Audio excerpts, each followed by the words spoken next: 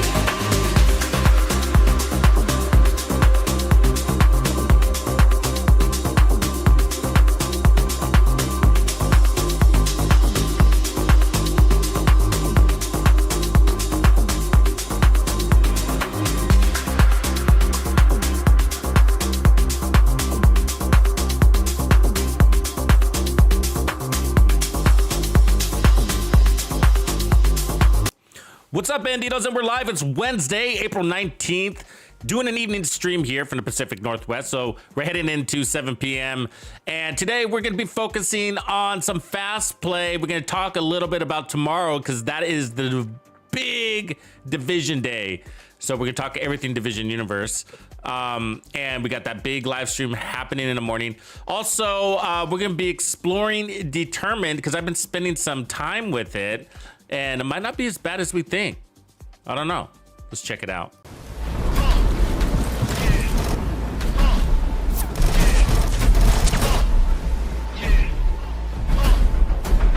It was all a dream. Now I'm in the limelight cause I rhyme tight. Time to get paid, blow up like the world trade. And if you don't know, now you know. Born sinner, the opposite of a winner. Remember when I used to eat sardines for dinner? Used to raw G's, Lucy beef, it's the freak. Brand now, it's the Brooklyn way. Funk master flex, love. And if you don't know, now you know. Star ski. I'm blowing up like you thought I would. Call a click, same number, same hood. It's all good. It was all a dream. Watch this.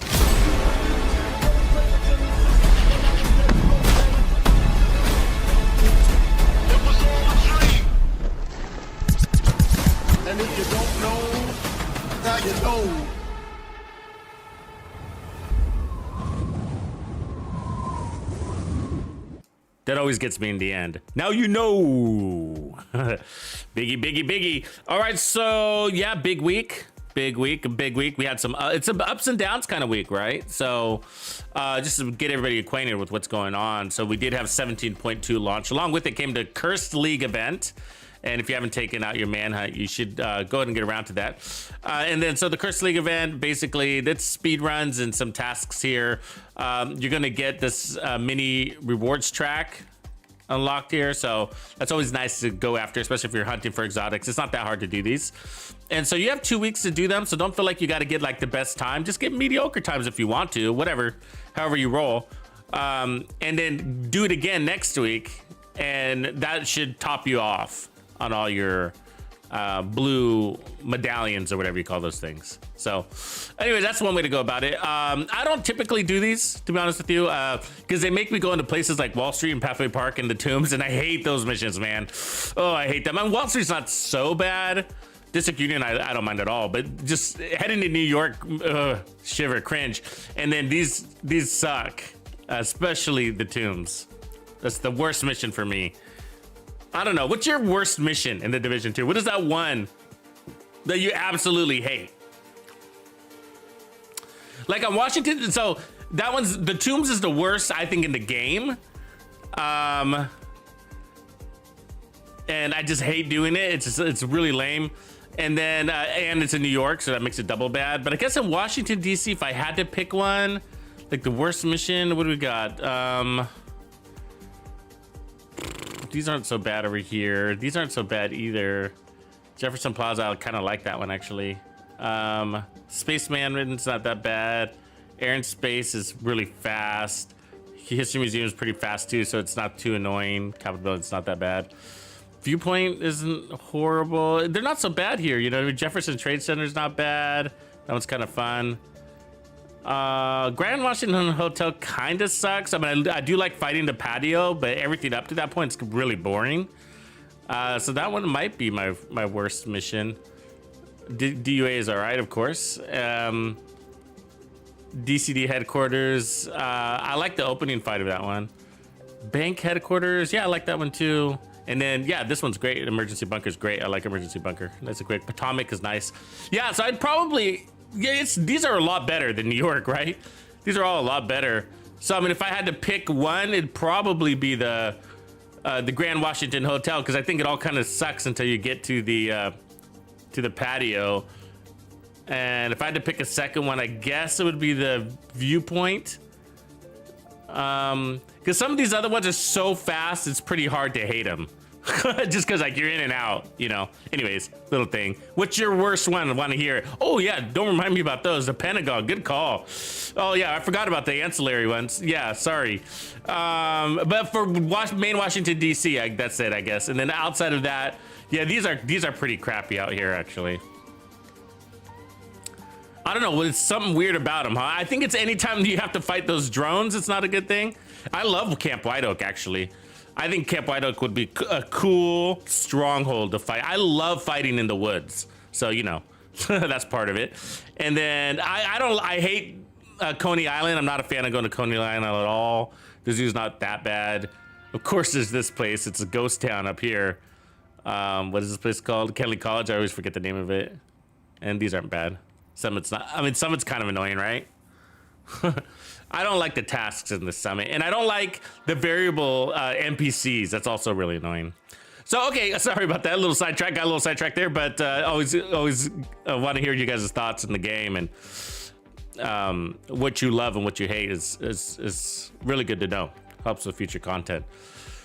So, okay, so I was mentioning we have some ups and downs. So let's start with the positives. So tomorrow is Division Day. And if you haven't signed up for that stream, I strongly encourage you to. I will go ahead and put it on the, so I'll call it D-Day, and I'll just drop the link to it there. So all you have to do is click notify me, and that's all you got to do. And you don't have to do that on Twitch. I send it to Twitch anyways, just in case you guys want to stream on both. Some people do stream on both because they like to participate in both chats. They're usually big streams for us, probably Wouldn't be surprised if we got near 1,000 people on our between our chats. So very, very fun day. So tomorrow they're going to be talking about basically everything Division universe. So it's a big reveal, but calm your expectations. You know, don't start saying the word Division 3 too much. You know what I mean?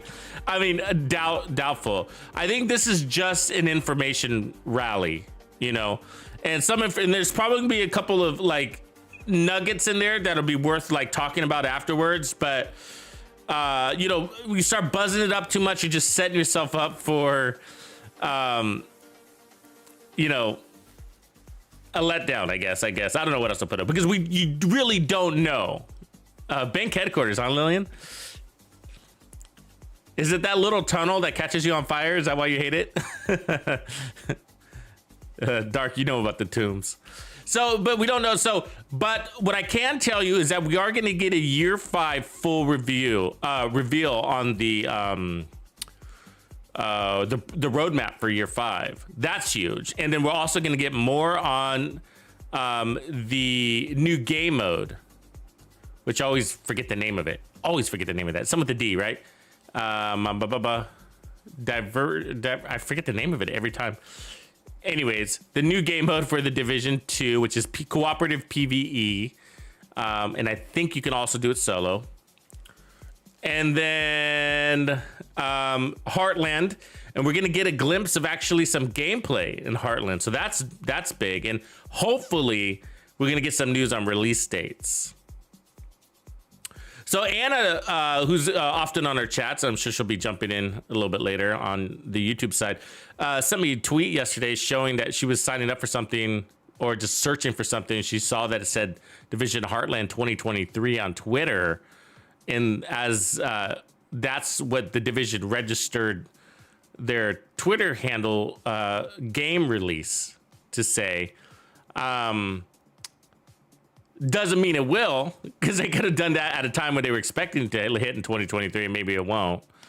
But there's that, and so I think we're gonna we'll probably also hear more about the beta testing for the new game mode in year 5. Descent. Thank you guys. Thank you for the words. I always forget that there's just too many D's in our vocabulary. Division 2, Division 3. So. X Defiant. You know what I mean? Like there's all these D. That's the last thing we need is another D word. So yeah, Descent, I think there's gonna be a beta on that, so we should hear about that. And then, so yeah, Heartland and the Resurgence, probably beta testing for the US is what we're gonna hear about that. They've been quiet, but we don't know. They didn't say anything about X Defiant, so that might be its own thing outside of the Division world, and I guess that would make sense. And I think they took it out of like this. They made it an Ubisoft thing instead of a Tom Clancy thing. It was originally really associated with Tom Clancy, and I think they got some complaints about it was just kind of pulling too far from the Tom Clancy concept, so they pulled it out, that association. But yeah, so yeah, anyway, so that's tomorrow. Tomorrow, big stream. So I'll be pumping it up around 9:30, jazzing up the crowd, and then they should be coming on live at 11, probably with a 10-minute window. So probably 11:10 is when it actually kicks off. So yeah. And so also X Defiant is working in the background. If you haven't signed up for the beta test, you guys, you should really get into this one. I mean, I know Heartland is going to be a contender for our PvP, but this is the PvP that we're looking for. High octane, you know, X Defiant. So really cool game. I need to spend some more hours in there myself, and so I'm going to be doing a little bit of that offline to get good at the game myself. But I want to get into the sniper class, close quarter combat with the sniper. That's I love playing that way. It takes a lot of practice to get the timing right. But anyways, yeah, really cool. Really impressed with that. The look and feel and the speed of the game, and the maps are awesome. And you could definitely see the association or relevance to Division. And so there's some nostalgia in there. And of course, the cleaner faction is part of that. So, yeah, okay. So, and then we had 17.2. So that's the sort of the bummer part, right? So one is, I put the gun away, but I did do a Sacrum Exotic full review. and I pinned that to the top of the chat. So check that out. Give it a like and a comment that supports the channel and the cause and the entire community. And so, yeah, so they made some changes to this gun. So there was two big things really in the patch notes, and one of them was really the Sacrum. And so they did two things to it. They basically decreased the time it takes to mark to 1 second. The patch note says half a second, and I think it is actually a second. Really hard to measure that. But, and then you also get a variable scope in there too, which is actually pretty handy, I gotta say. So I like going in and out of scope with that thing. And so, but it's still not a good gun. And so that Sacrum exotic review kind of breaks it down on why exactly it's not a good gun. You know what I mean? And how you should build around it. So pay close attention to it, because I'm just trying to save you guys a lot of time, you know, because you could go in there and make this, slap together this strong sniper build, and you'll be like, oh yeah, okay, I think I got a good build for it. And be like, yeah, now replace that Sacrum with any other marksman rifle and see if you like your build better, and you will. You know what I mean? And so I'm trying to save you from that time, because we went through that exercise. We tried hot shot, we tried aces, we tried to make it the strongest sniper, and it just underperforms. You can't chain kill with it. You can't. And it doesn't work with focus. So the two best in slot chess pieces do not work with an exotic sniper. Right? So chain killer doesn't work and focus doesn't work. And so unless you're only shooting reds, you know, red enemies. So yeah, but we did manage to find a really creative build for it, and I think that for now I'm calling that the best build for the Sacrum. It's playing more off of the status effects, with the whole concept being put out as few shots possible. Literally few shots possible. One bullet kills a red elite by ticking them to death. And then 2 bullets to kill an elite, a heroic elite. 2 bullets, they tick to death. And it is a fun build. It's not going to be like my go-to meta build, and it won't be yours either. But it is a fun build to play, and just to change up your loadouts. And it's actually a good support team build. Also, it'll work in team setups to a degree, because of ongoing directive. Because with ongoing, you'll be constantly giving your team special ammo with that build. That's what's cool about it. Your team is constantly going to get special ammo, and so they're ticking all over the place. And so so it will make a good support team build, but I wouldn't necessarily take it to legendary. I think that weapon will struggle in legendary. And then as far as the Sacrum itself, minus the build, it also struggles in a team setup, because the marks, you can mark targets and your team can kill them, but that doesn't help you. Does that make sense? So you go around spending all this time. I got to mark this target, got to mark that target, got to mark this target.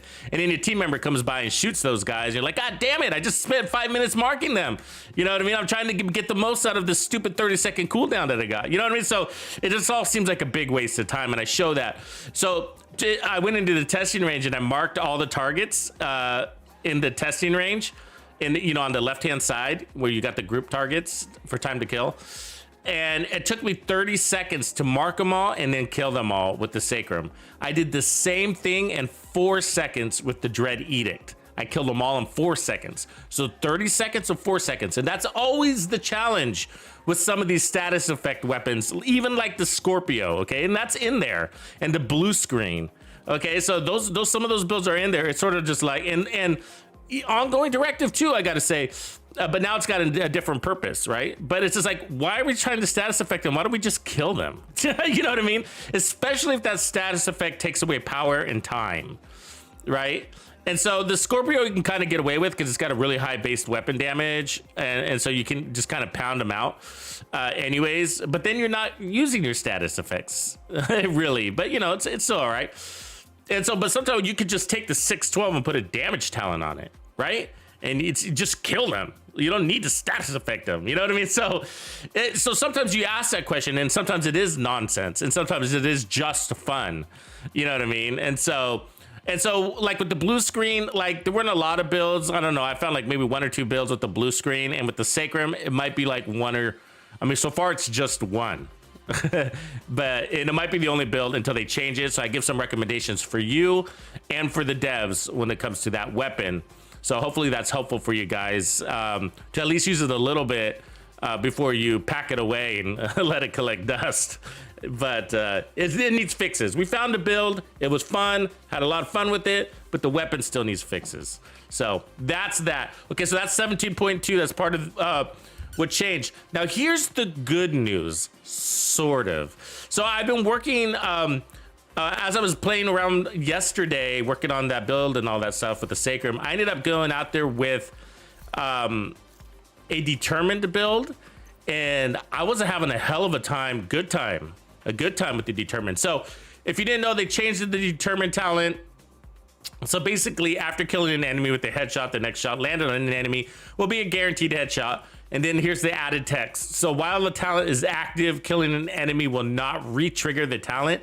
So before you can go headshot, body, body, body. Now you can't do that. You got to go headshot, body, headshot, body. Now I still think the talent needs to be fixed because I feel like you're getting punished for success. And that's just sort of nonsense in a game, I think.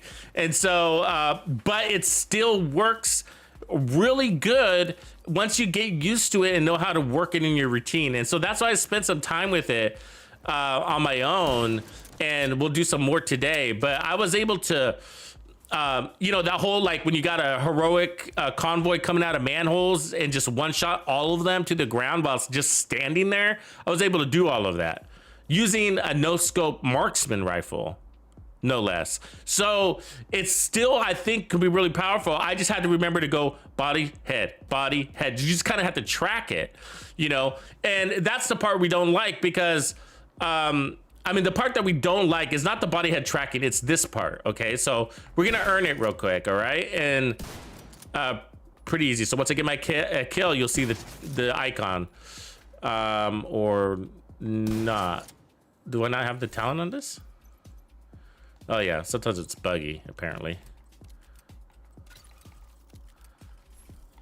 Okay, let's try that again.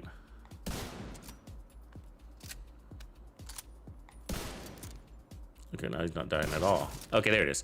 So there's the icon. It's on the very right, okay? So when you shoot the body, it's gonna count as a headshot, right? And then you consume it, and then you have to earn another one, or if you can still kill this guy with a body shot, but you're no longer gonna have Headhunter, right? So watch me shoot him in the head and he doesn't die. So you can still get 2 body shots in a row, but you're gonna lose Headhunter if you do that. So we don't wanna do that. So the reality is it's body shot, I'm sorry, it's headshot, body shot. Right, we all know this.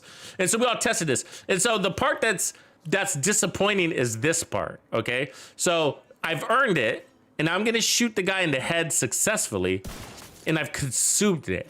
Now I'm gonna earn it again, and then I'm gonna consume it. So you're consuming it or losing it on headshots. And I think that's lame, and I think that needs to be fixed. I think that, and we already discussed this, so this isn't new feedback. So if you're just now tuning into this, that sucks. It should just stay there. It should just stay there until you use it on the body. But why do they have to do that? Because of the perfect talent, right? So the perfect talent has a guaranteed crit. It's got a crit. It's got an additional element. And so that's why they had to take it away off of headshots, because otherwise you would guarantee 100% crits over and over and over again on headshot kills, even if you weren't doing body shot kills. You know what I'm saying? So you'd be, you keep getting the headshot crit. Now this build's not designed for this weapon right now, but so if you use the perfect talent, you'd get guaranteed crits like over and over and over again. Now, we found that the crits are kind of useless. They kind of like out of like a scale of 1 to 10, they're like 1%, 1 useless. I mean, 1 useful, 9 useless, if that makes sense. And so it's because it's like they're only useful if your build is like on the edge of getting that one-shot kill, and the crit will take you over, and you use some other buff to get that to get the activation. And so it's very situational, the crits, because basically if you got enough power to one-shot kill this guy, then you don't care about a crit thereafter because you're chain killing now, right? So that's why they had to do the whole take it away, because of the perfect talents, that if they didn't take it away, then that means as long as you're shooting the head, you'd maintain the determined talent, and you'd be guaranteeing critting on the head without having to run crits on your build. And so it's sort of the perfect talent that's ruining the other talent, I bet. We don't know exactly because the devs don't tell us, but I think that's why they have to make it disengage even if you hit the head. So you can only use it once no matter where you hit. You can only use it once no matter where you hit. You know, and so that's the part we want to send them feedback on and tell them to change for sure. That aside, this works. And so I just found myself, so I was trying to figure out how the best to play. One way to play is, do you ignore it, right? Do you just ignore it and just pretend it's not there and use it on accident? And I don't think so. I don't think so. That's one way I was thinking, and you just ignore it, and if you accidentally shoot the body, then you got the benefit of it. The reason why you don't want to ignore it is because it's almost RNG that's going to kick in on whether it's going to be there for you, because you might be at this stage we are right now, which is I just consumed it. So if I hit the body, it's just not there for me, and I'm like, oh, I got to start all over. And so when you have it, I think you use it before you lose it. So now I have it, so now I should just hit him in the body or whatever, hit him in the head, doesn't matter, but be intentional with it. You know what I mean? Be intentional with it. And by playing it that way, I had a lot of success with it. And I think that's what I want to explore with you, because I really don't think you guys should just get caught up in the, you know, it is what it is. If you hate it, then don't use it. You know what I mean? For sure. If it doesn't work for you, then don't use it. But don't give up on it too early. I think it'll be sad. And this happens a lot in the Division 2. Don't just jump on the bandwagon. Bagwagon? Don't just jump on the bandwagon. You know what I mean? I want to give you a really honest review here. I'm not trying to pump up the talent. If it's crap, it's crap. But I was chain killing like a beast yesterday with this thing. And I was using my my tip of spear build with it. And I was standing in front of manholes. I was running out of cover. And yes, I did change the gameplay from before. It's a little bit different. You have to be a little bit more intentional with your shots for sure. For sure. So this is the build I was using yesterday. I might use it again today. But it's absolutely, I was crushing the content just like we were before. And maybe a certain builds cater to it more now than others, you know, but I think I want to give this a really good demonstration for you guys. Leave it up to you to make up your own minds. But what I don't want you to do is to watch some 3-4 minute video where somebody says it sucks, you know what I mean, and just buy into it. You know what I mean? Just buy into it. Because I am disappointed about that one little change. We knew this was coming, and I anticipated the body shot, headshot, body shot. That's all there. Okay, so I'm headshot, body shot, headshot, body shot. That's what we're expecting the change to be, and that's there. You know what I mean? So we knew this part was coming. The part that's a surprise is that it disengages on the head, and I still think they should fix that. I think that's dumb. I agree, but it doesn't mean you shouldn't use this. You know, I mean, I'll leave that up to you, but for me, it doesn't. I've had so much success with it yesterday that I was like, oh, I'm still gonna be using this thing. So hold on a second, real quick.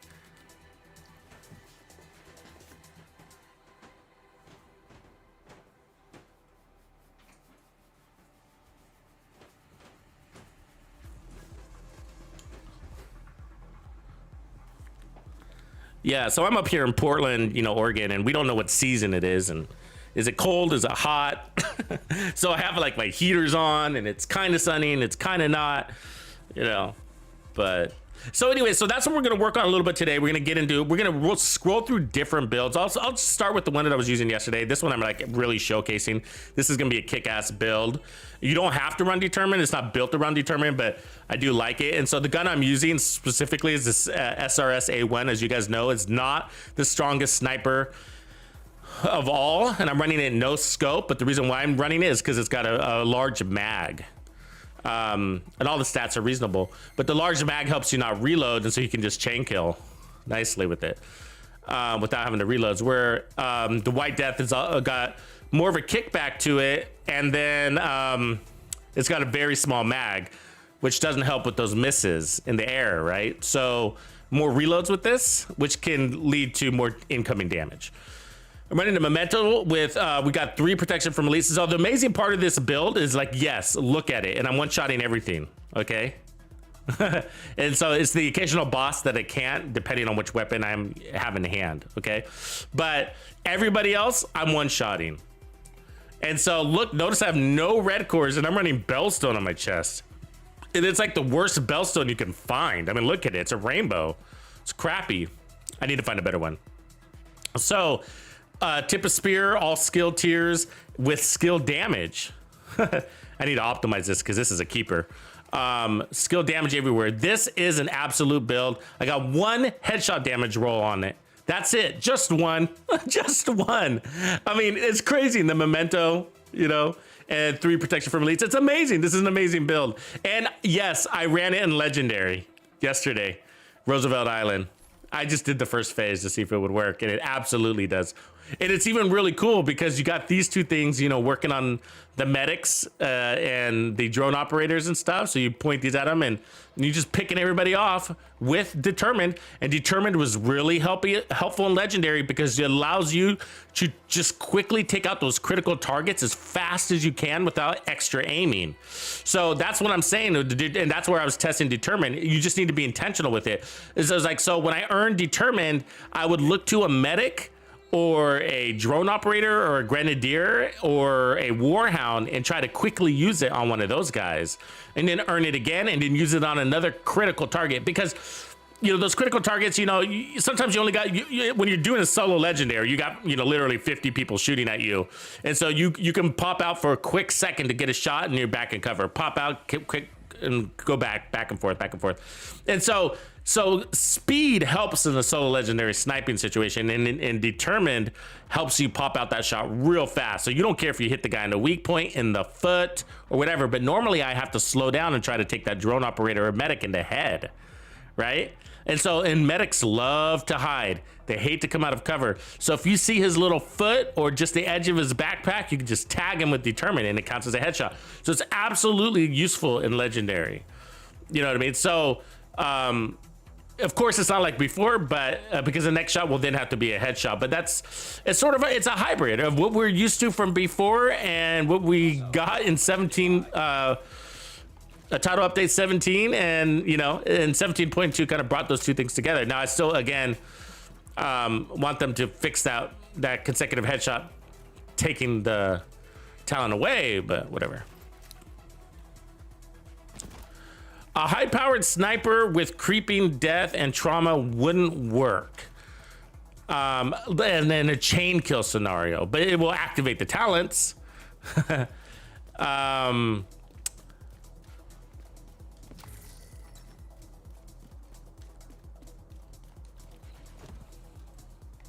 so the tough part about sniper rifles is like you don't want to take away your chain killing capabilities, and your chest piece is the most important part. So putting trauma instead of headhunter is like a major nerf, I guess. I don't like to say nerf, but you know. So there we go. So we'll check killing with that, but he wasn't too hard. And then actually, let me go to this gun. Okay, so we've earned it, and then use it. Oh, let's not catch on fire. And so I'm gonna be intentional, so it's gonna kind of get annoying, I realize, because I'm just gonna say earning it, using it, so you can see what I'm doing here. So now this one I gotta earn, except not get foamed. Hold on a second. Let's get some decoys out there.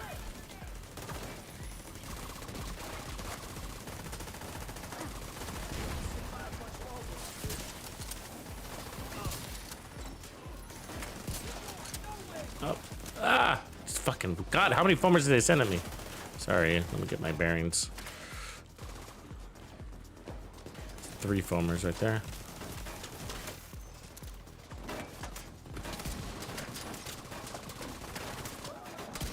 All right, let's try this again.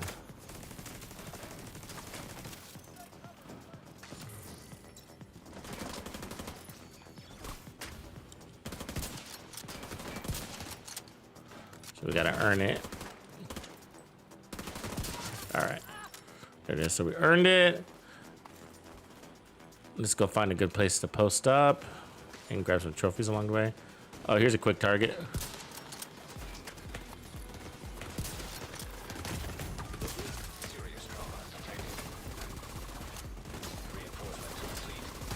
Oh, come on. I was fast enough.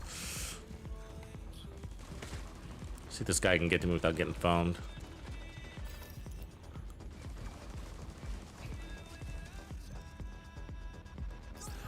Is that the Anderson mission, right, Dark?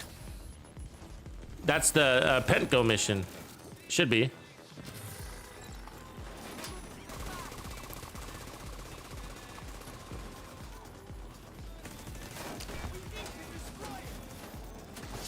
You can't get through it?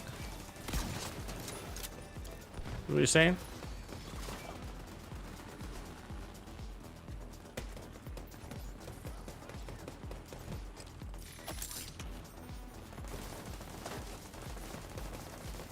Should probably use a scope at first because I can't see with crap.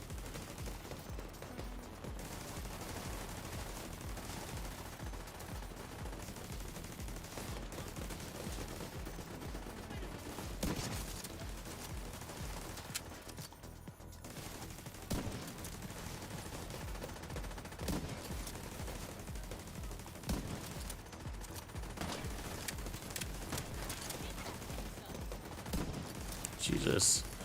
Can't even get him with determined. Look how fast they move, right? There you go.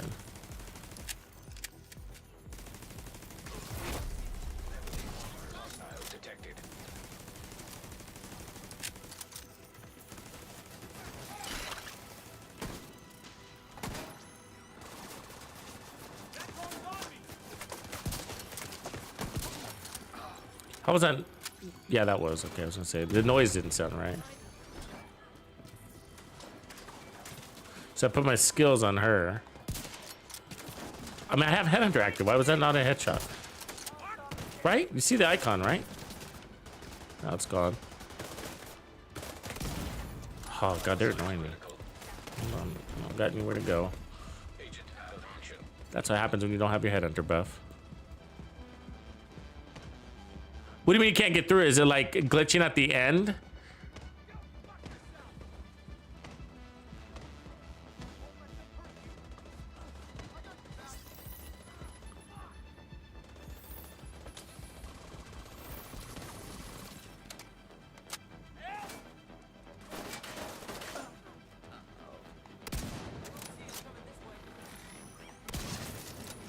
All right, there we go.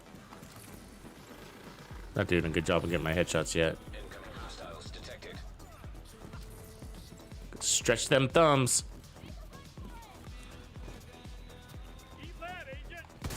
There we go. Okay, so we earned it, and then we could take out a critical target.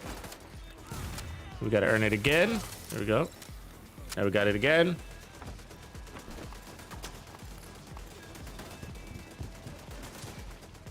Go Mr. Foam if I can.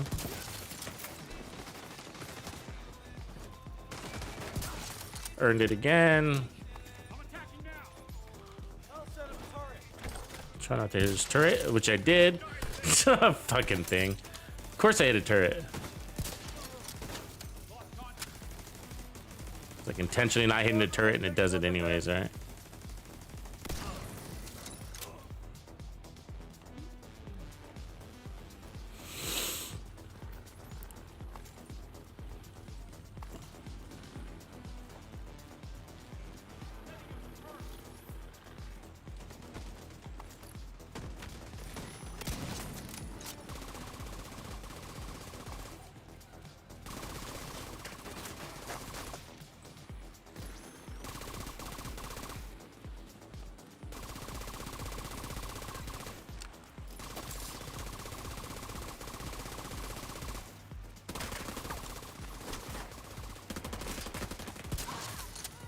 Got it earned.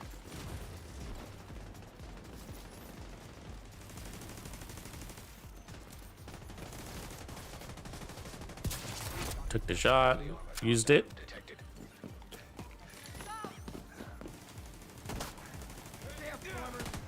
Earned it. Used it. I won't do that the whole day. Just call it out. But it's that first you could see it. Like, as long as you're intentional, it's pretty cool. Whoa.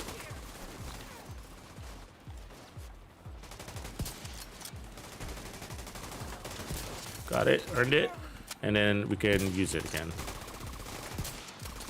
Except I didn't have enough power apparently. So yeah, I had a little bit of a rough start, but overall, I think if you get intentional with it, it becomes pretty handy, and I think that will be the better way to play instead of let it just passively be there. Supply room access. Because then it's not really assisting your gameplay, and as far as saving you, maybe, right? Maybe, because that is just dependent on the super situational. It just depends on the time, and is it active or did you consume it on accident, you know, by another just a simple headshot consuming it. And so I think that's why we want to take that element away, and that's the feedback we need to get to the devs and be like, hey, look, revert that dumb little part of it, and just, I mean, I would prefer them to get rid of the perfect determined. That's going to be the challenge. That's going to be the challenge, is because you're going to have to rewrite that talent, you know? I have Boom Beam. I have done some with the worst. Yeah, not a full series though. Good question. We should do that, huh? Builds with the worst weapons. Some, I mean, but it's subjective. What's the worst weapon to you might not be the worst weapon to me, but I get what you're saying for sure. Like the swap chain, we just made a build for that, and then we determined that it was better to go without the swap chain actually, and to use the vector instead. That build's gonna be sick. I mean, I can't wait to get that one to you guys. It's just that Thursday's kind of getting in the way. Tomorrow's getting in the way. So as soon as we clear tomorrow, we'll get as many of these builds out as possible.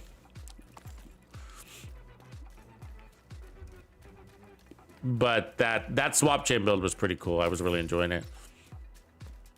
So basically, there's gonna be two versions: a legendary version and then a heroic version. Founded Spade, appreciate your sub, bro.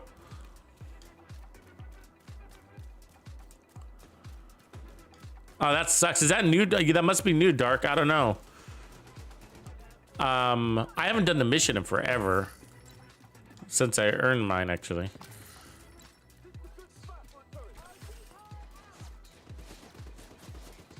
What up, Bama? Bama.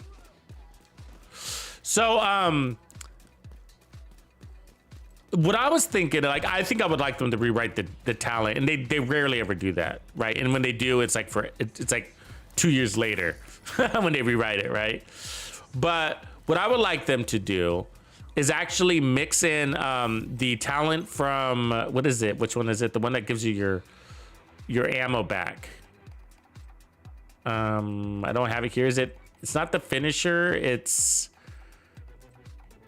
might be the finisher. I forget what it's called, but there's a talent where let's see what we got here. That beast. So let's kill one first. Let's break his helmet. So there's a talent where you can basically have a 75% salvage. That's what it's called, perfect salvage. You get 75% chance to get your ammo back. I would like to see that in the talent, because if so, then it wouldn't be as much of a big deal to keep it all active all the time, right? It's not like, it's not a power buff. And so maybe we could do like, maybe, I mean, I would be happy with the weapons that Determined is good on, even if it's the round, like Boomerang, you know? A headshot kill puts one round, returns the round back to your weapon. I mean, I would like that. That'd be cool. Why didn't it activate there? It didn't take that long.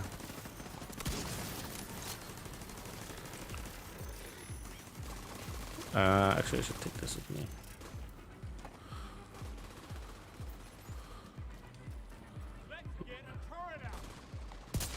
I always hit that guy's fucking turret. There it is. So now we're active. So I can take out Mr. Turret. But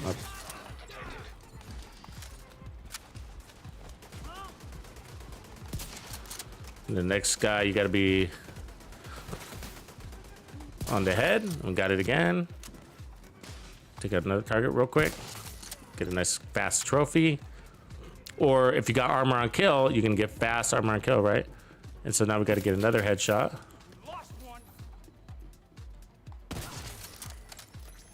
and we're active again, and then use it, consume it, right? So that's gonna, I think, gonna be the best strategy for it. So, I mean, yeah, I mean, it's not as fast as before. It's not, but it's not that bad either. I mean, look at that. I just shot her in the body. Good to go. You know what I mean? I got me some trophies, you know, some power-ups, and the next shot's got to be a headshot. Got it. Took a little damage along the way. And the next one's a body shot. It's a medic, which is good because we're going to take his punk ass. I got no armor on this build, by the way. Just the one core from the Memento. Is that a headshot or not? I don't think it was. I hate when the headhunter thing goes away. Can't tell if you got it. So sometimes it disappears on its own.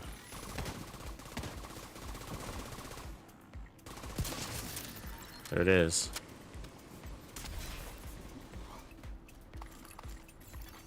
So anyways, I guess, you know, from my perspective, or from what I'm seeing over the last 24 hours using it more, my first impression was bad. I was like, no, this sucks. It's, you know, what a disappointment. But as I got the kind of the hang of it and started thinking about how I wanted to build it into my gameplay, then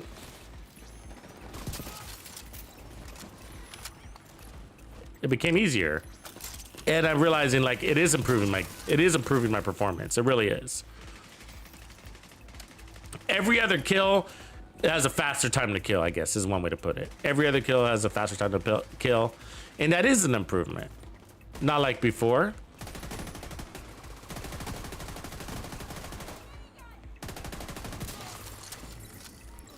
So there's more of a challenge to it, yes, right? Because you do got to land a headshot from time to time, and that's 50% of the time. And so, let's see, do I have to... I thought I just earned it. Can't tell if the icon is bugged or not right now. Let's see, can I... Let's try to kill this. No, I can't. Okay. And that's probably the hardest part about it, is tracking it. Like, wait, didn't I just use it? Did I not?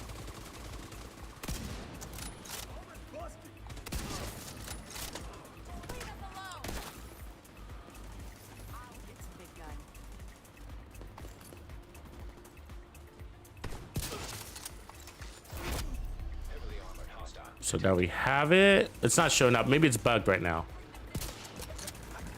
See, because when I've just earned it, it must be bugged.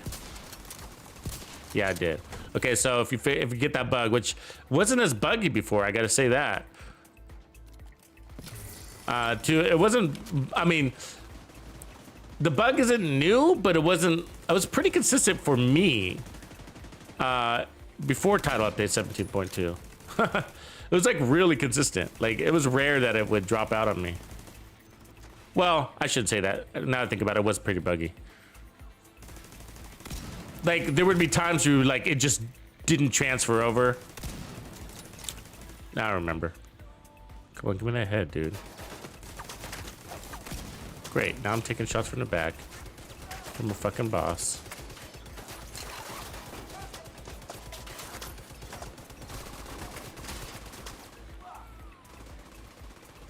I don't want to shoot him. I want the other lady.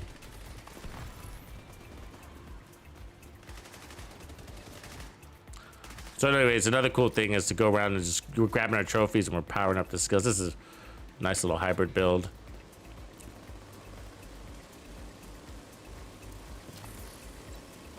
Yeah, boomerang, that's right. Kind of like, I was thinking like Valorant, like building in like boomerang's concept into it. Just a little bit. We don't need the crit, a guaranteed crit, but just the ammo. If it's just a small enhancement, it could stay forever. You know what I mean? Something, and on the weapons that we use, it would be a very helpful game changer. It's only one round, but we're using weapons that have 5 rounds in the mag, and so that means you're basically doubling your ammo if you're consecutively using your headshot kills. Or because every other shot's gonna return a bullet, and that's pretty cool.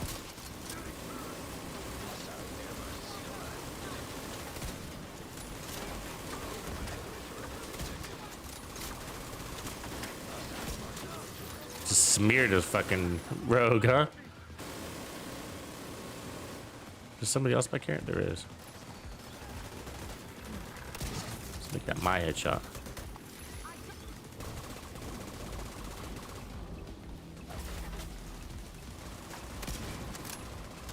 Couldn't tell if we got that or not. There it is.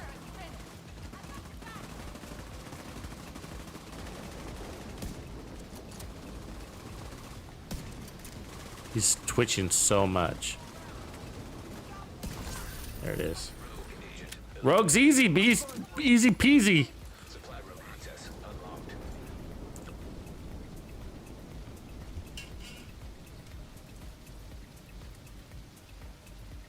unlocked. You just suck, Dark? Invite somebody in, man. What are you on? I can't remember if you're a PC player or not.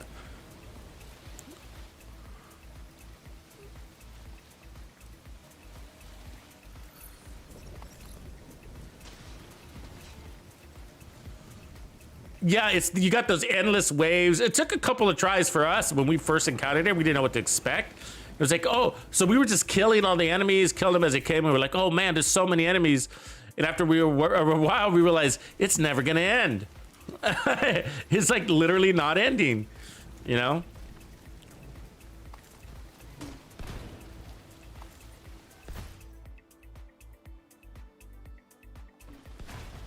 What's my favorite assault rifle right now? I mean, the Police M4 is usually my go-to. I've been using the Kingbreaker a lot lately.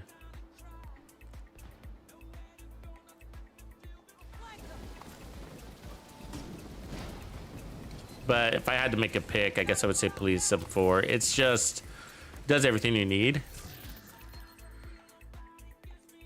I'm not a big fan of the exotic assault rifles. The Chameleon's pretty cool. But I kind of consider it more of an SMG, to be honest with you. It is an assault rifle, though. So this is why I don't think of it. When you say assault rifle, I'm like, because I play it like really close and personal out of cover. You know what's a good one, though, actually, that brought it over because I want to make another build for it, is the Savage Wolverine. And the reason why I want to make another build for it is because we didn't have hotshots available. And one of the downsides of the Savage Wolverine, and maybe the Honey Badger altogether, is that it's got a really long reload. Do you ever notice that?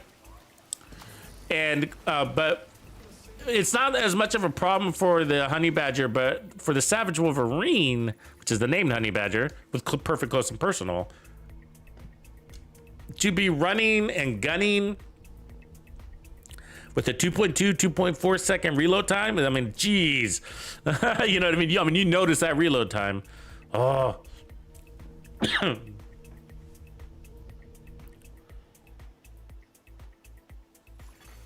Hostile control point nearby. It's frustrating. And so I was thinking like, wow, 30% handling would fix that to a degree. And so, like, if you run, I was thinking, like, maybe, like, 3-piece. So it'd be a Ninja Bike build, I think. I think we go 3-piece. I mean, you could go Hunter's Fury with that gun, too, because you're playing close and personal. But Ninja Bike backpack, I'm thinking maybe, like, if this would work. 3-piece Heartbreaker, so we can have some bonus armor, so we can run and gun, of course. And then I can't see shit. 1-piece. This would be a sick build now that I think about it. Oh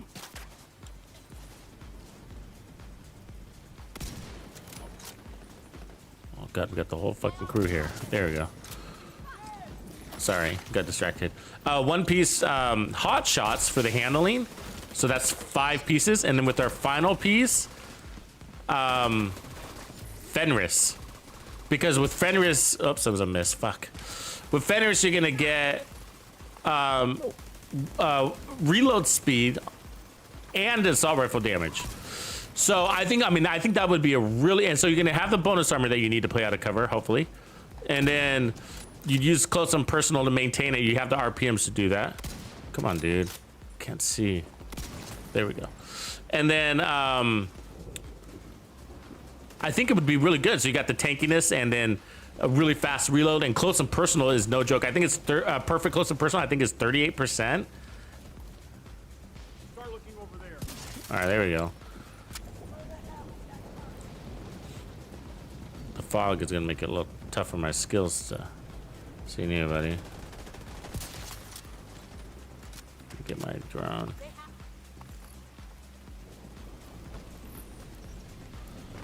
Yeah, maybe we should poke into that build a little later after this showcase. That would be fun. That'd be a sick build. I've spent a lot of time with that gun. I think it's good.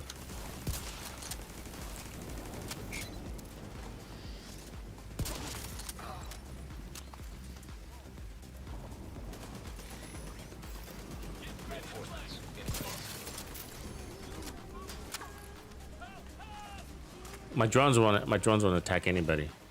Not even my.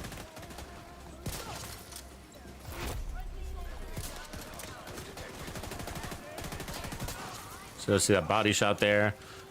So it is. So I'm basically using it to take out the biggest threat at the moment. And if it's just one guy, if it's just me and him, when I have it, then I'm gonna just get him out of my way as fast as possible, and that's my advantage.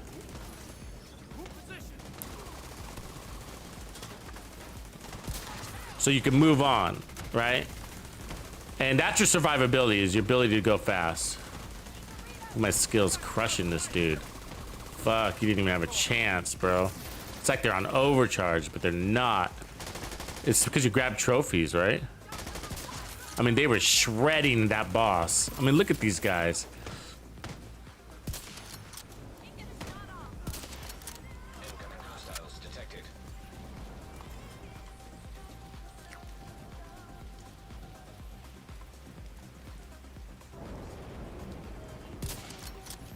Okay, so we lost our buff.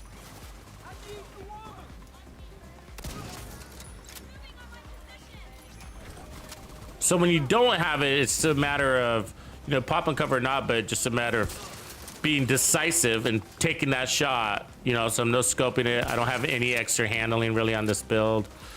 So do I have it? I don't.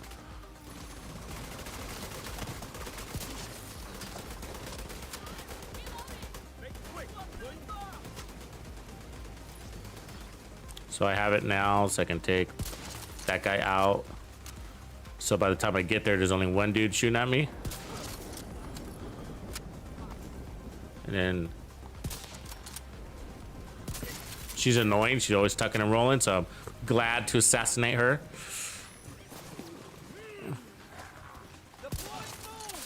Mr. Foam, glad to assassinate him. You know what I mean? So I am finding it really useful. It's about half as useful as it was before. Literally, right? Literally. It is like half as useful. So let's see here. I wanted to take out the turret guy, but I can't see.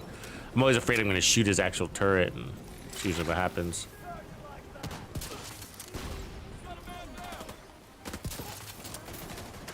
See, it does. See, I mean, if you don't think it's increasing my survivability, it does, because I stopped that person from shooting at me. You know what I mean? And so I maintained my armor and then picked up bonus armor from it, because I don't have any armor, right? I got 4% armor regen, no armor.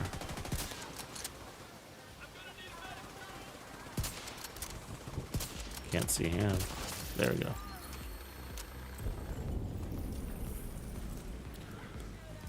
So I mean, I don't want to bore you to death with this, just seeing it over and over again, but you know, so maybe I'll do one or two more control points, and then let's work on something else. But I just want to give this a fair shot, and I want you to see a fair coverage of it, you know, and just trying. My only encouragement is just not to jump so fast on the bandwagon. Like, it sucks. I'm never going to use it. I'm going to crush all my marksman rifles and my pistols. You know what I mean? Like, because these builds are quite fun to use, and even with they change determine, they're still fun to use, still effective.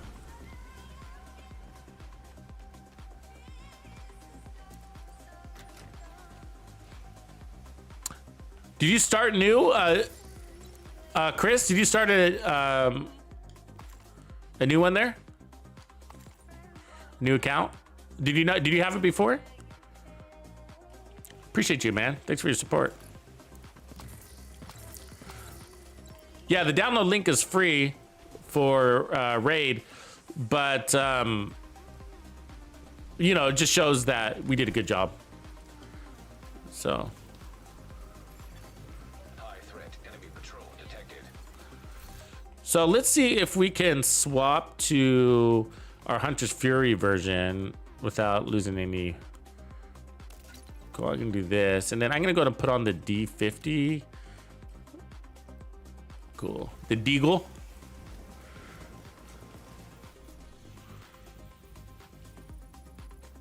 Appreciate you, Chris.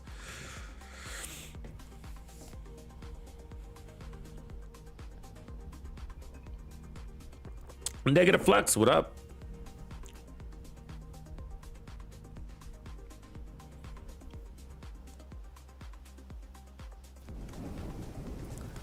So they changed stuff going back to Dark's comment about Anderson. And I haven't been in there to witness it myself, but they changed things. Didn't they change it so it's not a guaranteed drop anymore? The Doctor's Home? Or is it still a guaranteed drop for people who haven't earned it? Hostile control point detected.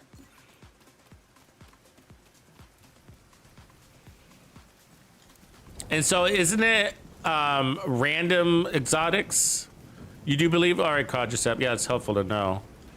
Can anybody else concur with Quadricep? Quadricep. Quad.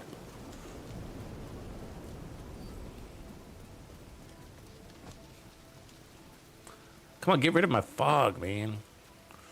Let's get up in there.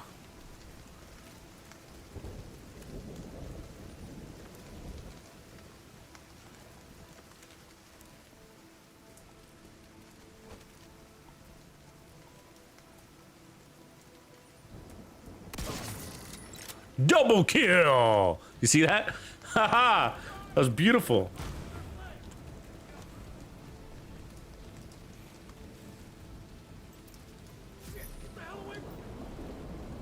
So let's go to that straight to our pistol, I guess. What? Is that not on the head? It was a red mark. Reinforcements incoming. And then again. Oh, the double kill disengaged it. So sometimes that can happen. Yeah. So it depends on who your second kill was and then where it hit him exactly. Serious trauma. Oh, I might go down after that. Got it. Got it. So that's the, we just consumed our thing there. I should use a decoy on this guy. But, so got it now, earned it, I mean. And then we're gonna apply it. So I can still play fast. Oh, there, I do have a decoy. Good. Duh. Sorry. I need more caffeine. Got it. So we pick our biggest threat every time, which is gonna be the purple guy. Earned it again. I mean, so you're earning, if you're killing fast, you're earning it fast. Remember, I'm on Xbox, so I'll take my biggest threat, which is her. And earned it again. Oops, that was a headshot. Take him out. So it's working, right? I mean, you know? We earned it, and I used it. You see what I'm saying? I mean, I think it's working great. You just have to be aware of it. You know what I mean? It's not as good as before. So I don't keep saying that because I don't want you to think like I'm denying that it was a nerf, because it's not. But I'm just saying, hey, look at the bright side. You can still do all of this. Don't abandon the talent, you know? Don't abandon it in spite of the devs. Don't let them take that away from you. You know, the fun. Don't let them take the fun away from you, because the fun is still here. Detecting additional hostile contacts. If I can get a manhole, I could really show you what's up, you know?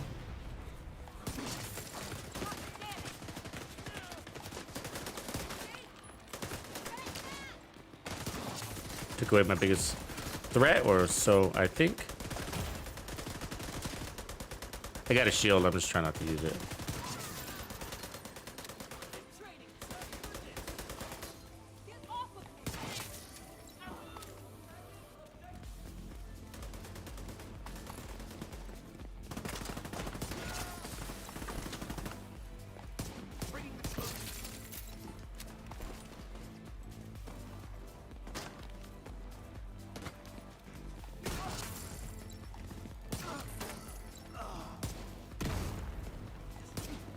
Oh, I fucked that up. I think it just disengaged, because that should have been a kill. We'll reload it.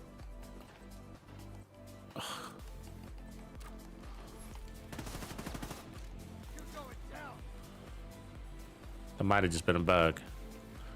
You know what I mean? Because it just, I mean, I hit the guy, I think it was a headshot too. Don't you do it.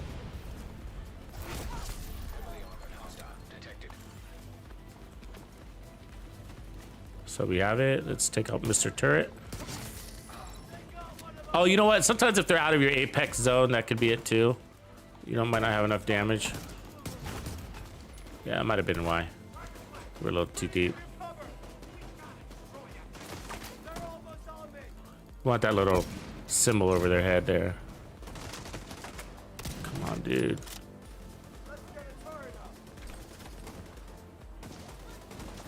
Got it. I don't know if he had the symbol, but I'll take it.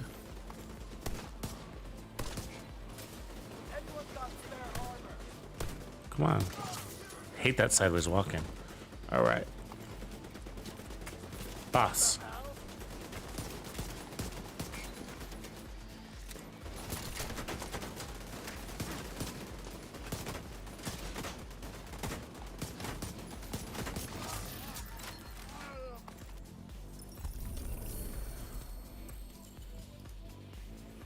Yeah, I like it. It's even easier with the pistol in Hunter's Fury. So as far as loadout, I think I could put more armor on this. I wasn't paying attention to my numbers, but I think I could put more armor on this. So this is currently equipped for the Prophet, and so we armored down for the Prophet. But now, you know, I don't know if there's going to be a reason for me to run the Prophet. I don't know if I have another. Well, let's see what our damage numbers are before I start changing shit anyways. Are you sure, John, that countdown is worse on console? Because we just ran it on Friday and it was smooth. I mean, we had that weird glitch initially, right? And then it just all worked. Maybe I'm just lucky. I mean, that was a Friday. And Fridays are usually the worst days. The weekends are really bad in there because the servers can get crowded, apparently. Apparently.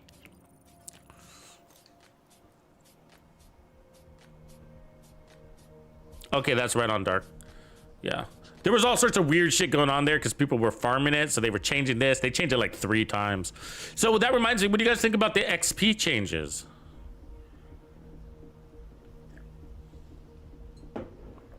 So it wasn't supposed to happen, and they did comment that they were gonna they're looking at reverting it for the next health update. But you know, we don't know when that is and whatever. But they did it. You got to recall. It's sort of expected. They were talking. Remember at the beginning of season 11 that they were going to update everything, all the XP, level it all out. They really want to stop the exploiting, but also it's not all negative. Some of it is to encourage people to play more of these other things, like PvP or skirmish and stuff like that. So giving more XP for doing those types of activities also, or whatever else. So they want to balance it. This is really what they're trying to do.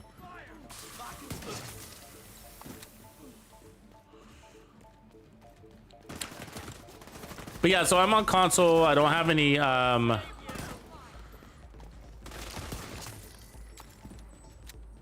have my aim assist off. And so if I can do this, you can too, but it does take a little bit of practice to get quick on the trigger, and that's all it is. But with the D50, that better have been a headshot. I don't think it was, because I don't have determined. Yeah, it wasn't. Fuck. Then it goes to shit, right? Can definitely go to shit. That's what's like, it is like landing your shots is the most important thing. And I think that's why determine is a good ally, you know, because it's going to minimize some of those situations like that. Just because if I missed, it's going to forgive it. And then I'm using it on purpose to decrease my chances of missing, right?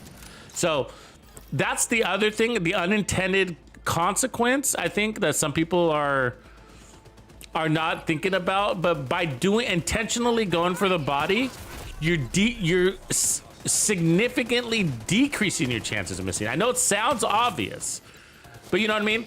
But if it wasn't there, if you were going to, let's just say, preservation, all right, or whatever, and you still gonna land headshots time to time, right? I mean, body shots on time to time on accident, because you're 100% of the time you're going for the head. I don't know if I'm explaining this right, but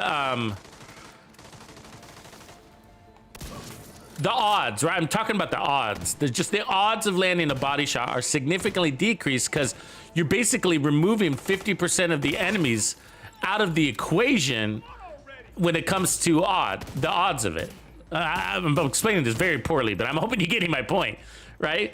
Like, if we got 50 players that I'm fighting, I mean 50 enemies, only 25 of them I've had a chance to lose my headhunter stack on, because the other 25 I purposely shot them on the body and got the headshot buff. So I think that's what I want to say. Yeah, that sounds right. That sounds right. And so I think statistically it still does a really good thing for your, which ultimately, god damn it, I can't fucking get a shot. Okay, that wasn't a headshot either. Like, what the survivability? I'm trying to talk about survivability as I'm dying. Also, there's still benefits in the side benefits too, like with the whole, oh, the screen just went black on my end, not on yours. Why did that happen? Oh my god, I'm blind.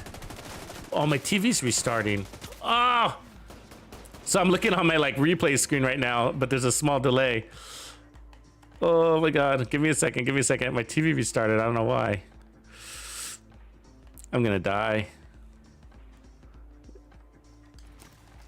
Hold on a second. Why did my TVs? Okay, I'm back. I'm back. So, woo! I'm alive. Probably lost my headhunter buff though.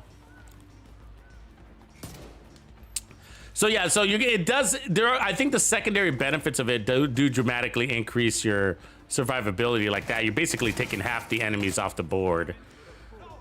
And so that's gonna just translate to less damage, to less inbound damage. Like right here, this guy's not even gonna have a chance to shoot. You know what I mean?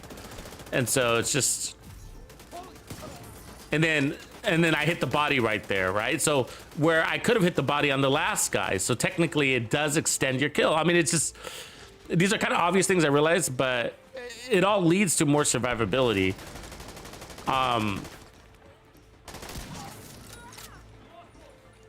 Here. And then in the end, faster clears, more XP. But also it's one of the unintended consequences, which I've mentioned before, is how fast it's helping you. God, I keep shooting the fucking body. What do you call it? Your specialization ammo, right? So those are stacking up for you too. That's why I haven't run out yet. Have you noticed? Because I keep screwing up. You would think that I'd be running out. Like right there, I screwed up again, and I don't know why I keep screwing up. It's like everything just changed all of a sudden. I'm missing every shot. Now you do go on cold streaks. That happens. Cool, got it. And then body shot. Headshot, headshot. She barely got a shot off of me. So, yeah, okay. That's a good demo for now. Just a little encouragement. I know it's a nerf. We're all disappointed. I mean, they call it a fix. But don't give up on it. I think it's still a dramatic increase to your survivability. And I think they should fix it. I don't know. The reason why it can be tough for them to fix it is because, again, the perfect talent is in our way. And the perfect talent sucks. It always has, and it still does. And I don't know, we still haven't figured out why we actually need it. And so, but that's the reason why I think it goes away after a headshot. Ooh, that's kind of interesting, huh? It's got weapon handling, skill damage, and headhunter. You know, we gotta take that. I'm really liking my sniper hybrid right now. So I think I'm gonna switch over to assault rifle builds if you guys are down with that. We were talking about the named Honey Badger Wolverine running gun build using the Ninja Bike backpack, and I think it could be viable because it pairs up. That thing takes a laser pointer. We can't run spotter, but because we don't have the pieces. I mean, we could if we wanted to give up Fenris. So we'll try. So I'm gonna get on at 9:30. So I'm gonna start streaming at 9:30 to build the crowd, and then the official broadcast kicks off at 11. And they usually put like a 10-15 minute timer on it. So they start at 11, but then there's still a lobby.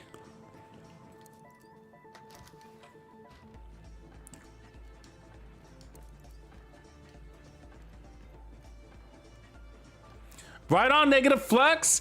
Oh, I'm so glad to hear that that's working for newer players.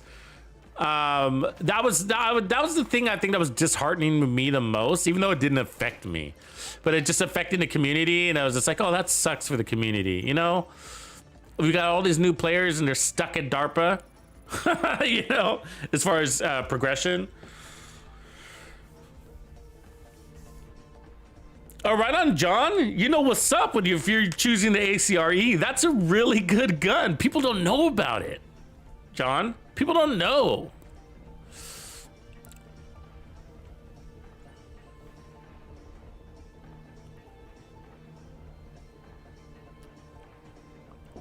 Even me, I didn't get into it until late into the game, and I hardly use it. And so when I was using it the other day, a couple days ago, we used it. I was like, oh, I miss this gun. It's a good gun, you know?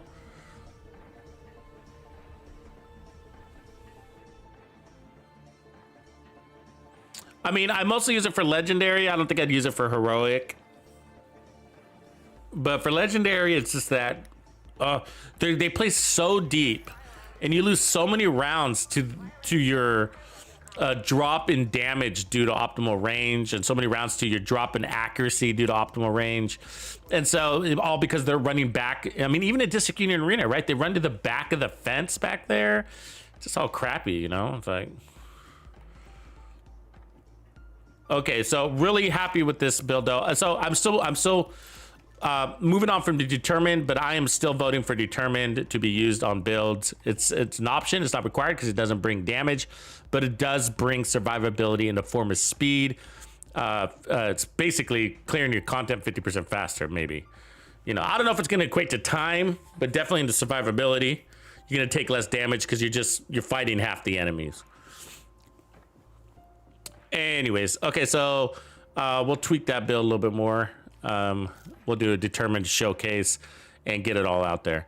Okay, so let's switch gears now. Let's get out of this build. Let's go ahead and run technician. Let's put the right things. Let's take off SMGs, put on assault rifles. I need to come up with a good assault rifle build, so I'm glad we're doing this. Okay, technician active, and I think I brought in the named Wolverine. Savage Wolverine. This gun is bad. And yes, I bought the skin for it because I'm a dork. So the skin is like this platinum looking thing. Let me inspect this thing. Inspect the weapon. Yeah. Look at that skin. Isn't it cool? I was like, I have to own that skin. It's just too cool looking him. It's like the real Wolverine, right? What does he use? Like palladium or something like that? What do they infuse in him?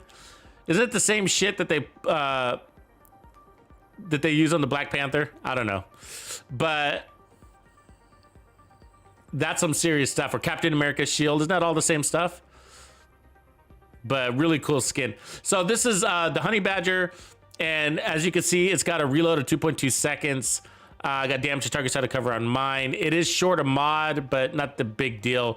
RPM wise, it's just like right there. It's at a good place. We got 50 in the mag. And then close and personal. So look at the damage on this. 38% weapon damage for 10 seconds just for killing an enemy within 7. So you want to play it like sort of like an SMG. But remember, once you earn it, you can kill anybody at any distance. It's just that earning it has to be inside 7 meters. But that's not a little bit of damage. It's not a little bit of damage. So adamantium. How do we say that? Adamantium. Adamantium. I don't even know how to say that. I'm not doing drops tomorrow, man. No, I'm not. The Division screwed up on my partner account, and they said it was too late to fix it. So yeah, doesn't that suck? I was like, I'm the biggest Division 2 streamer, and you can't fix that? It's just like, do you know who I am?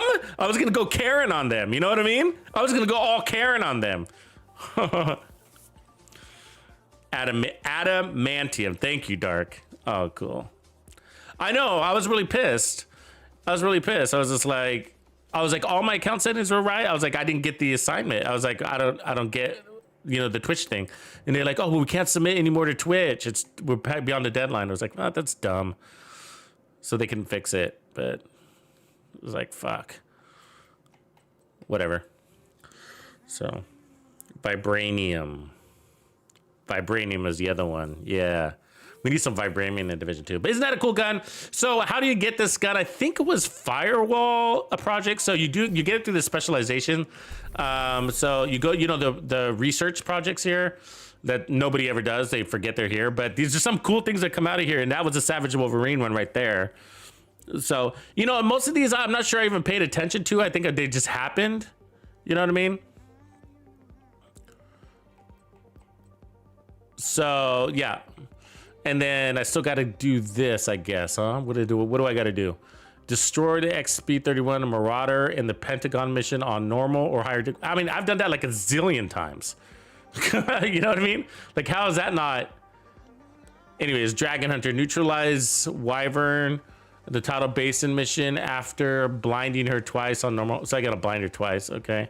So that's easy, actually. And then what do I get? What do I get? What is that thing? What is the reward? You know what that reward is? Is that just a poster? Or is it an outfit? Because I don't have all my outfits? I don't know. But I should probably get to that one of these days. Anyways, that's how you get the Savage Wolverine. It's really not that hard. Most of you are probably progressing down it as long as you have it active. So perfect. So you can do regular close and personal if you don't have this gun, but one of the benefits is that we will be able to run a laser pointer with it too. So that's good. And then, I just got a crit chance here with the scope and then an extra mag there and then the skin. And that's the only skin for it, apparently. Okay, and so I'm thinking this is going to be a Ninja Bike backpack. Did they fix the Ninja Bike? They did, didn't we? Let's test that out, I guess. I forgot about that. And so we want to run Heartbreaker. Yeah, I'm thinking 3 pieces Heartbreaker. Like this. And then so that we get the full... We want the bonus armor because I want to run shieldless. And then this is what I'm thinking is the fix, okay? So remember the reload. Like, you want this to be SMG reloads. So I figure hot shots with crit chance probably. Or damage. Oh, that's Heartbreaker.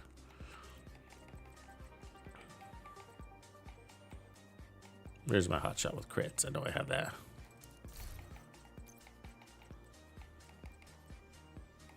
Yeah.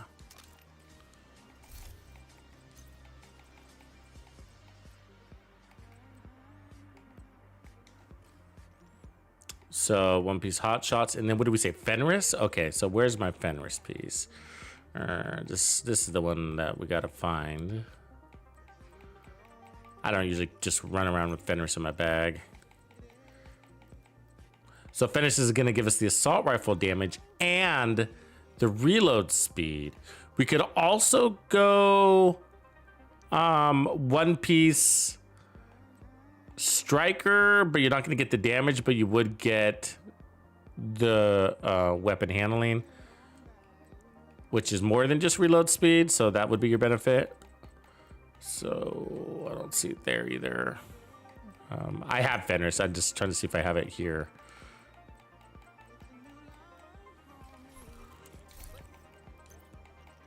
Umbra, of course, improves the reload speed, but we're going to be spending a lot of time out of cover, and I'm going to try to go shieldless because you want to go fast. You want to play into that close and personal. And so that's the thing. Like, I've seen Savage Wolverine builds before, but they never look at that reload speed or may even mention it. And it sort of disappoints me. It's like, how are you not looking at that right now?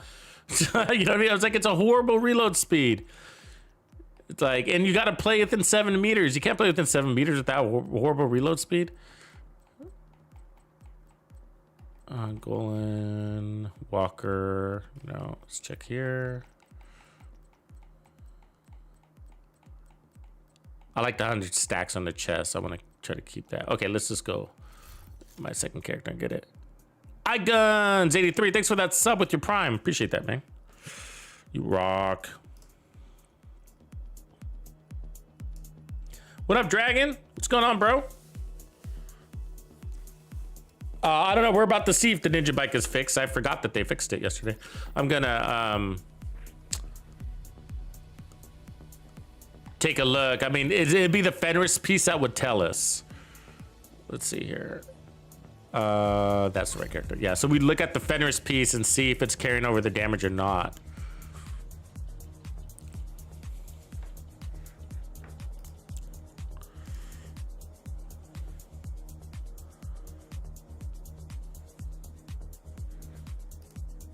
Hey, don't forget the latest video for the Sacrum Exotic is pinned at the top of the chat. Check that out. It's a full review on the Sacrum, and we managed to find a build that you're actually going to enjoy, even though the gun needs a rework. It's all true. Safe area detected.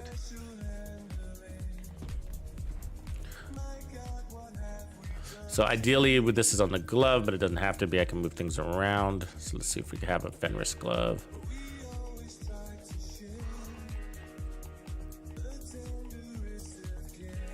We could also get away with like a Bellstone too, because we don't have the memento. That would be a lot of help for running and gunning. So there's a Fenris. That's a good piece there. So we'll take that one.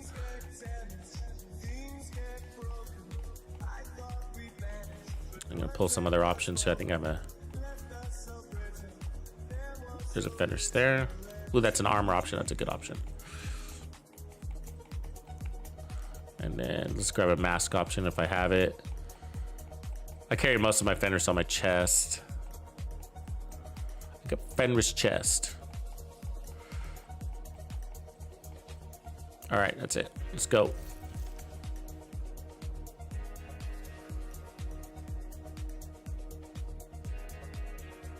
Yeah, we just created a Lady Death build, Atlas. I really enjoyed it. It was a Bloodsucker one. I felt like we had a really good synergy going with Bloodsucker. Let me drop that in the chat for you. I'll drop it for everybody. It was Lady Death.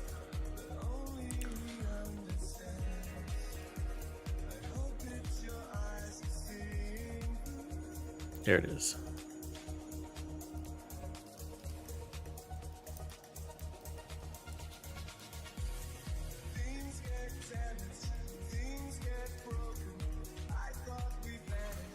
Yeah, and that's why we use it. I think that's the real advantage of the Lady Death. What up, Disconnected? So like you got you got a small mag on that thing, right? And it gives you amplified damage, but you know, I don't see major impacts from that amplified damage. And plus, you always have to be moving. But when it comes to time to kill, I feel like my time to kill with that is the same as the impartment or the vector, you know, so I don't see any major lift from the amplified damage. Although amplified damage is the best type of damage that you can get in this game. So it's just kind of weird. So I think that's why the weapon always kind of falls flat for me with a lot of PvE content. I use it in PvP, but that build just made a ton of sense because there was some really nice synergies there going on. We were just like with the Bloodsucker, you know how Bloodsucker, one of the things I hate about Bloodsucker is it times out and you're like, oh, that sucks. And mostly it times out because it just takes so long to go from A to B in the open world. And so it times out before you get to B. And so the Lady Death helps you get to B faster so you can carry on your Bloodsucker. And I thought this is a good reason to not run the Memento. We got a nice little synergy, but it was the same concept, would still work for Memento. But I was also just trying to give people a different look. Other than a Memento, I like to do that, you know. Memento on any build is like an easy thing to do and not be disappointed. Let's see, what do we want? We need, okay, so this is where it's gonna get challenging. Was that a hot shot with weapon handling? I can do that. And then Heartbreaker, armor and crit. I could do that, I could do that, I could do that. All right. So where we are, armor 1.3. I'm gonna try this at 1.5. Because I really do want to go shieldless. Let's put on the ACS, rock and roll, and then let's pump it up with the laser pointer. And then I'm thinking maybe protection from elites, but let's see where we are. 2092 crit damage, crit chance, crit damage. It's pretty low crit chance, isn't it? But I don't think we're gonna be working off a crit chance. I think we're gonna be working on weapon damage. You see what I'm saying? That's 38% weapon damage. Is that total weapon damage? Can't remember. 30, no, it's just 38% weapon damage. Okay, and then we're gonna get 100 stacks here. So that's what we're working off of. Let's go protection from elites and see if we like our, without the memento buffs, you know what I mean? I'm not sure we're gonna like this, but we're gonna try. And so I want the protection from elites so that we can take that damage and keep going. And then let's try adding one more core. See if I just have that already to go. One more blue one. And then that needs to be fixed to crit chance. Okay, so let's change the holster to blue. They nerfed all the XP. I don't believe it's just a convoy. All XP got a readjustment, which they warned us. They told us. They didn't warn us. They told us back at the beginning of season 11, and it accidentally got released early. Yeah, they got to be careful. I mean, that's sort of an unnecessary dumb mistake. I'll be honest with you, because like, that's just like, you don't need that kind of negative thing happening through the community and then not mentioning it. You know what I mean? They should have just came out and said, hey, accidentally released this thing as soon as they got wind of it. You know, a little PR wouldn't help, right? A little PR wouldn't help, wouldn't hurt. That's what I mean. Like, so they should get ahead of it and just say like, hey, we accidentally nerfed or changed the XP earlier than we anticipated. We've been planning on doing it. We told you we were gonna do it, but it got squeezed into this patch and we weren't expecting that to happen. Sorry. We're gonna try to revert it, but there's no guarantees. You know, I mean, at least acknowledging it, but just waiting for everybody to complain and then maybe answer a question or two is just not the way, right? But the truth is, what I think happens is that let's test our damage here. Okay, so we got 99 damage right there, right? So are we getting the Fenris buff, the assault rifle damage? So let's take off the damage, but still keeping a blue core. Okay, so let's put on a striker, sure.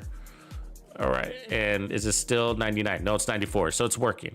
Okay, so you'd expect a damage drop by the Fenris 10% damage, so that's good. Okay, so it looks like it's working, because you weren't able to do that before, especially on the fly. Now where did it go? Where'd you go? We lost it?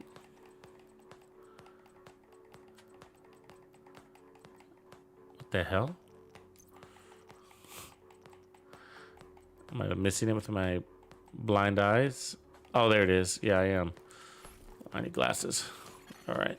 Hostile control point identified.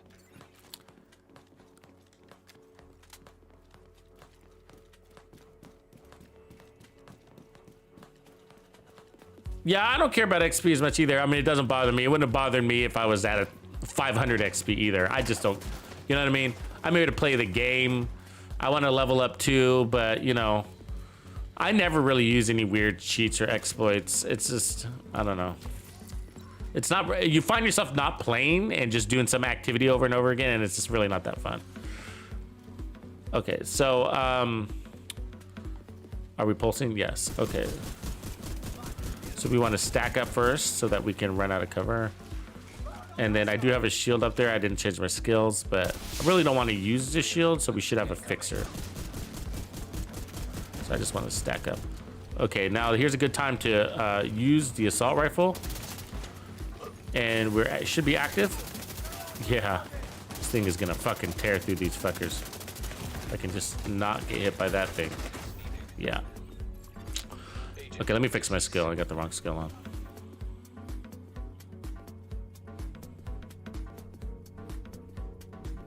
So yeah, I mean, changes happen, right? But it's just, so what I was gonna say is what I think happens is that, like when it comes to communications, I think everything has to be approved by their, you know, headquarters, Ubisoft, and there's just like a big disconnection there. And so they probably, I'm totally guessing here, they probably just like, ah, fuck it. It's not even worth the hassle. You know what I mean? Because they're like, by the time we get it approved, it's just gonna be like next year, you know? And when it comes to bugs or you know, some communication changes, they don't know and they can't plan, they can't anticipate. They need more reactive communication powers, you know? I don't know. I might run probably a fixer on this because we need some sort of heals. We don't get any heals.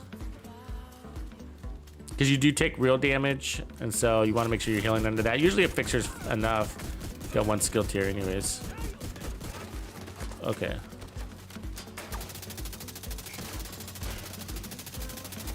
So we're looking to activate now.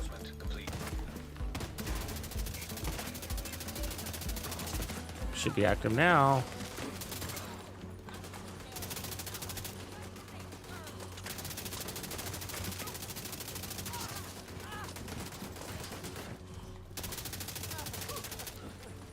Let's do it.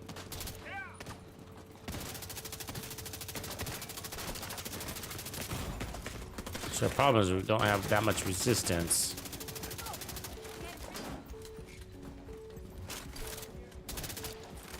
Where are these fuckers? Time is of the essence. It's one of those talents.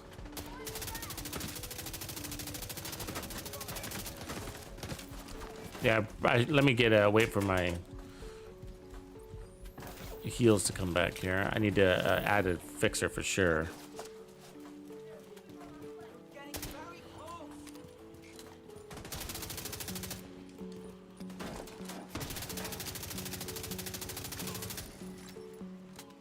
Okay, got it. So what's crazy is we added that, I mean, basically 50% reload speed. You see that? So we got 20% there, and we're getting 30 there, and I'm still feeling slow. That's insane, you know? But we might have to use a shield from time to time because we don't have the resistance. Fuck.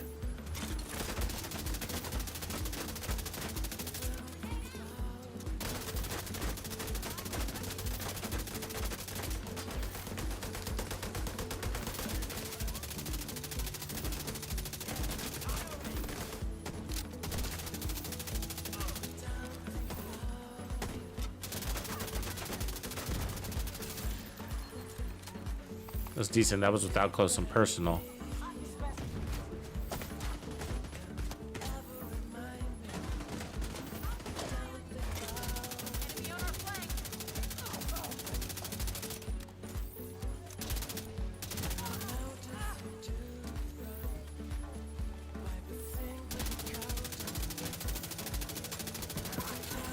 And not to mention the set is giving us 15%. It's actually 65% reload speed. What is this thing saying? 1.5 seconds. It says it's 1.5 seconds. It doesn't feel like 1.5 seconds.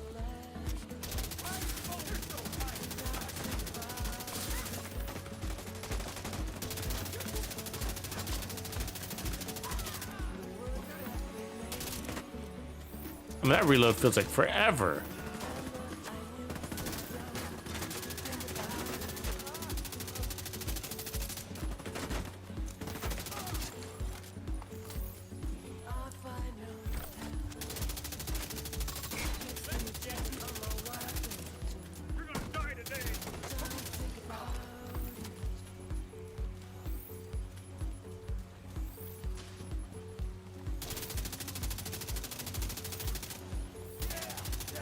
I mean, there's a chance that we might not need Fenris. You know, might not make enough significance. And we could put Bellstone, because that's the only thing slowing us down right now, is that we don't have the underlining heals to be able to take damage freely.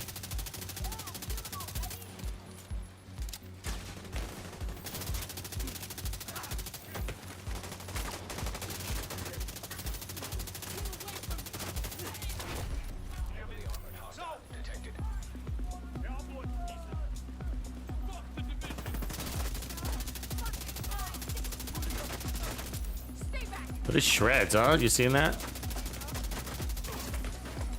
We've definitely made stronger builds, but I'm running a lot of armor and protection from elites. I could try taking off the protection from elites, putting on more crits just to give it a fill. I'll probably take off the Fenris too. I'm not sure I'm getting value on that.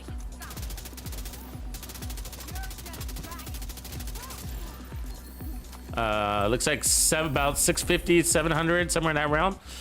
So yeah, I think there's some work to be done on this to get it to a good place. That's just version 1. Supply room access unlocked.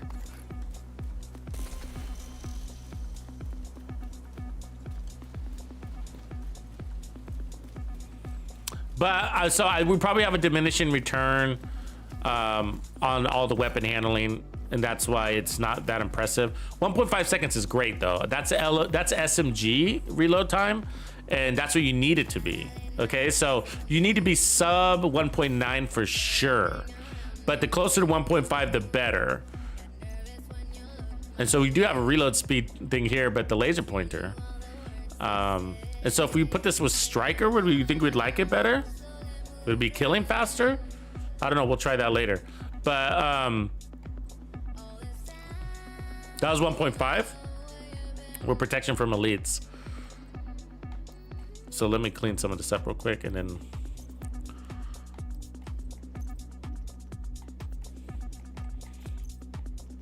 yeah, I don't mind close and personal though. I like that talent. I actually always have. I've used it on pistols, even my marksman. I know. I didn't like it on the marksman so much though.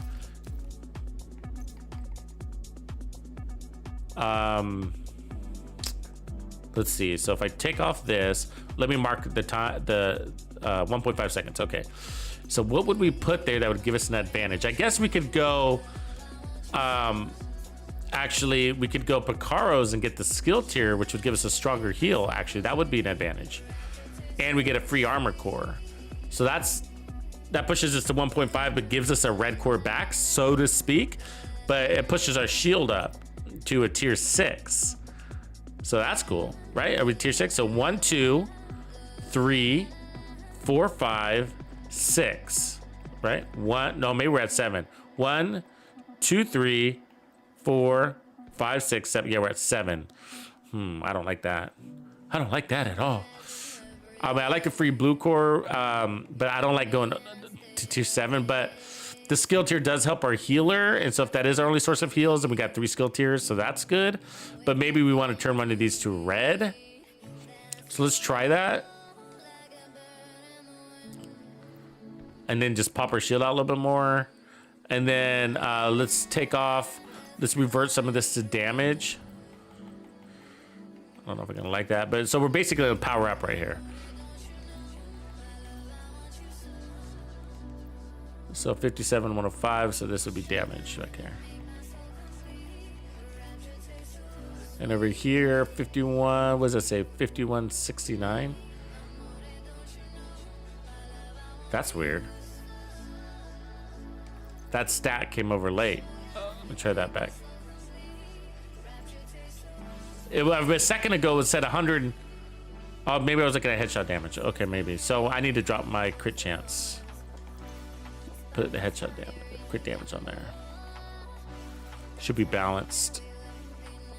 Yeah, okay. 45, 81. That's good. All right. And we still got our laser pointer. And I got 2 of these, which we don't want. I didn't mean to do that. That one then. And that means you're gonna have to put more crit chance on. Yeah.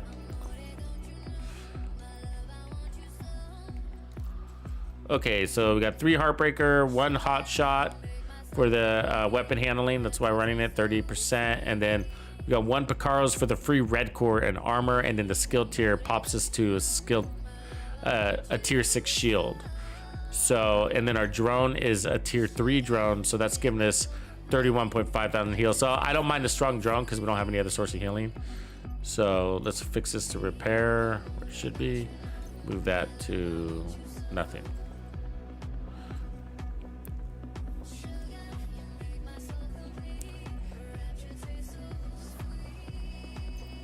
So where we at now? 1.7. Yeah, you're right there, breast bat. So push it up to 0.2. So let's see if we even notice that, but 1.7 is decent. Okay. We're killing faster anyways, but you know, there's a lot of incoming damage, right? And you know how these builds work. If you play your angles, you can avoid some of that damage, but you know, they tend to shoot around corners. I swear they do. I swear they do.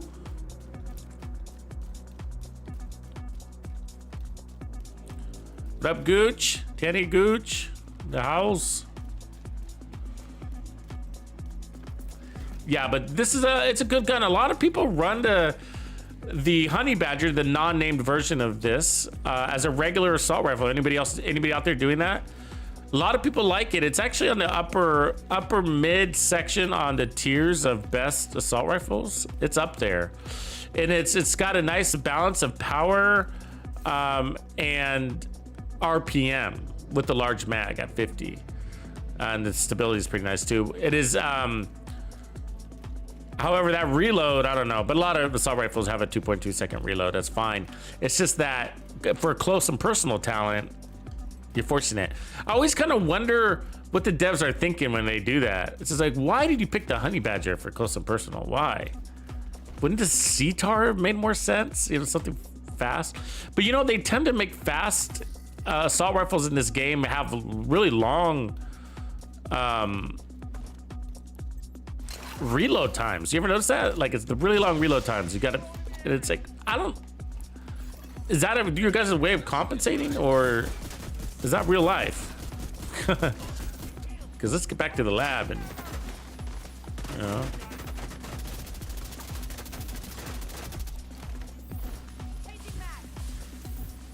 Let's not get riot phoned. You know what I mean?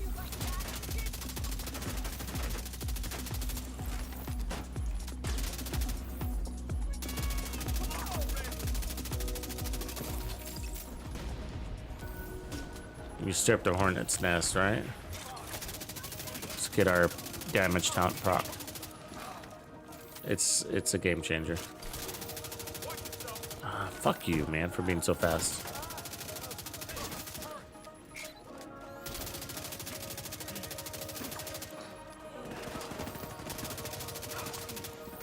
.806 right there, almost 807.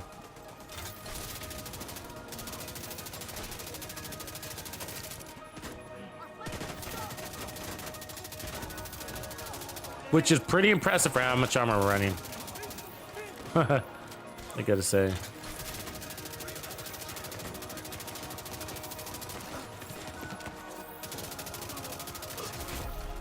We're definitely using that bonus armor, aren't we? Yeah, I feel at a better place now. Oh, come on, stuck. God damn it. You get an angle on me. Yep. Yep. I got in a weird little place there, didn't I? It was working pretty damn good, though, huh? It was working pretty good. I just got a weird angle. Like, he got caught in my shield, and I got somebody shooting me in the back with a shotgun. But yeah, I'm noticing the bonus armor is a little on the low side, where if we had the memento, then we might be better off. You know, which could be a reason to just accept our horrible reload. Or, you know what, it might even be better to run 2-piece hot shot and put back on the memento and to get double bonus armor, right? So you get bonus and power up. So you get bonus armor from the memento and from hot shot. I mean, not from hot shot, but from this Heartbreaker. So we'll try that next. I mean, this works, but I want that more survivability. I want the damage from the back is what's irritating me, because you got to play it like an SMG, but you got the distance of an assault rifle too, so you can kill at longer ranges, and you do want to also. So it keeps you from having to run over there all the time. And you only need to proc at close range, but you can use at long range, so keep remembering that. I know that it's easy to get confused with that. So like right here, so my close and personal damage is being applied. That'll probably time out by the time I get anybody to kill, to die, I mean. But obviously it's pretty easy to perk. Proc? I'm saying all sorts of funny things. Proc, perk.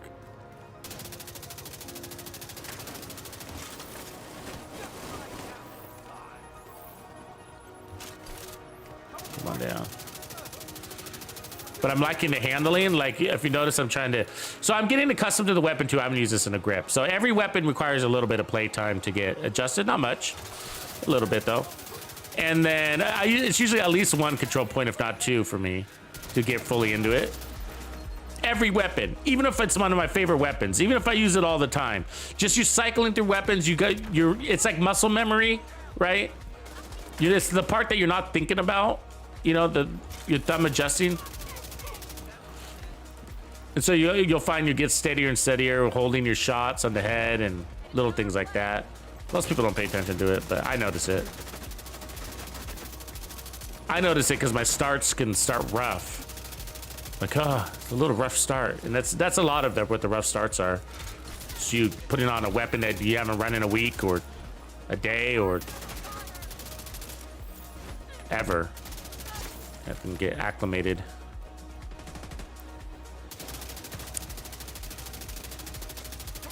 And I think that's more of a thing probably in third-person games than in first-person. I mean, first-person definitely had to get acclimated, no doubt, because you got handling. They're so fast-paced, usually is why, I think. But in third-person, you got a lot smaller fucking targets. You know what I mean? These guys are small.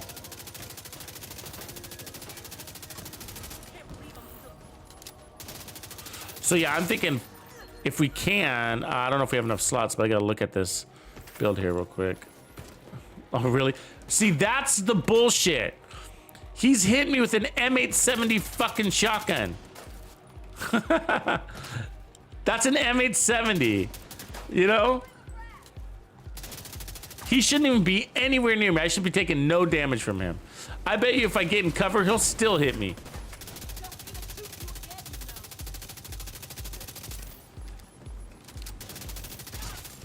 All right, so let's look here. So if I run a fourth piece there, then I'm only gonna have one slot available because of the memento. Unless I run the Heartbreaker backpack and double up on bonus armor. Let's try that. Let's try that. That could be cool. Oh, of course I don't have the Heartbreaker fucking backpack with me. God damn it. All right, let's go. Let's reset this. Let's go back to here.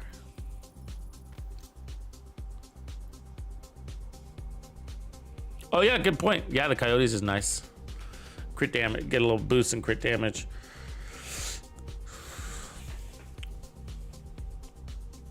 And so we had a lot of success in our chain killing, but we weren't being rewarded at a certain point.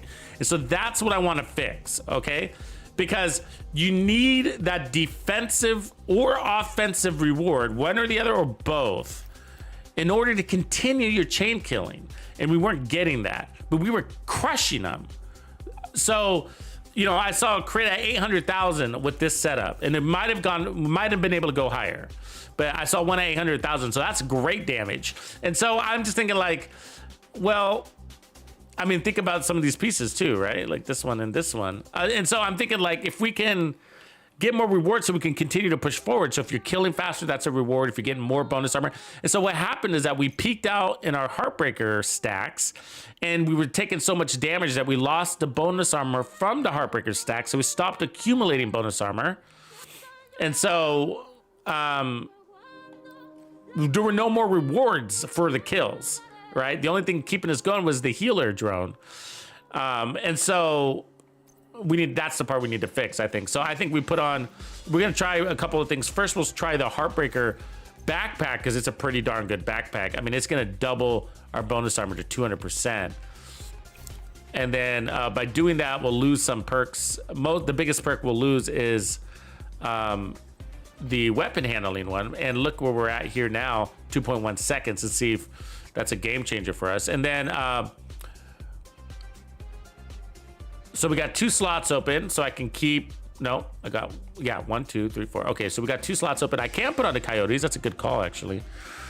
Or the catharsis.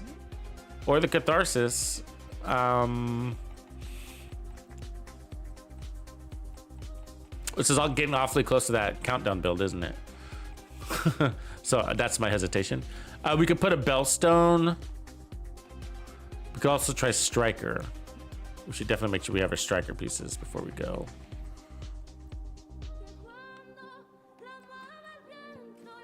Or the Memento. That would differentiate it from the countdown build. And then we could keep this here for the free core. I kind of like that. And then put do we have Heartbreaker here? No, I put the Heartbreaker here.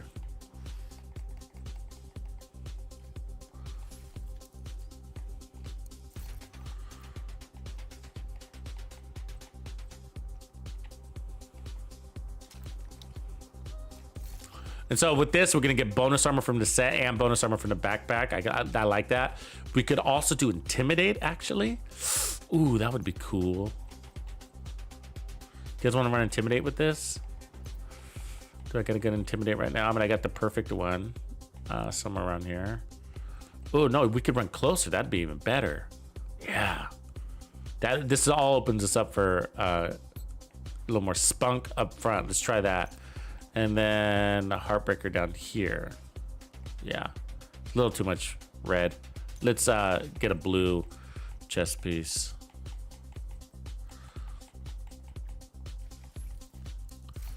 I mean, I'd actually want regular spotter on a Bellstone, so you get the regen instead of just more armor. Might only have a red one right now. You could also go Cheska if you wanted more crits.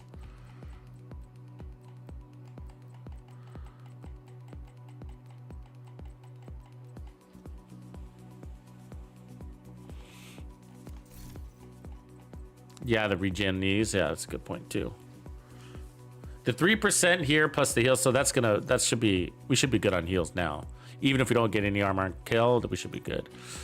Let me add some sort of blues. Heartbreaker blue. Heartbreaker blue. No, Heartbreaker blue.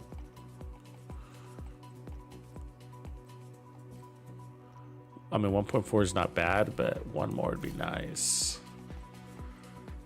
We're getting double bonus armor, so we might not need it.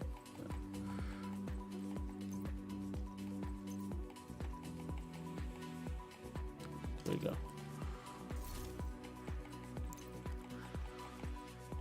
All right, and then everything should be good there. So back to 1.6 now is what it is. So 33, 10 blah. So let's change one of these to crit chance. 39.93, that's good. Good enough. Okay, and then heals repair. We got the shield. Might not need that anymore, but we'll keep it for now. And then everything else is the same. Let's just make sure we have Striker because I do want to try that too.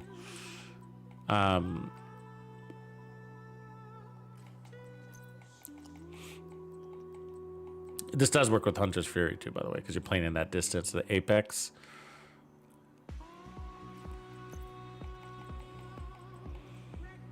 I'm just not sure I have all my Hunter's Fury crit pieces. I'll check for that too. Hunter's Fury headshot. Striker gloves, good.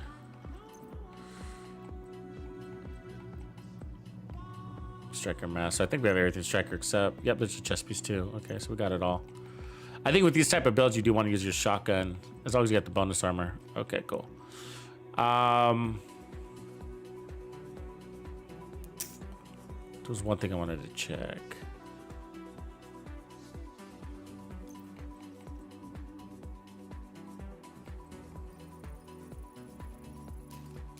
Oh, Hunter's Fury. That's all right. Okay.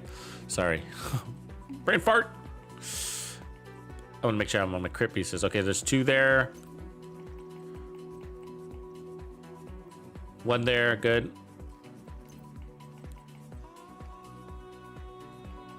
The gloves I don't have.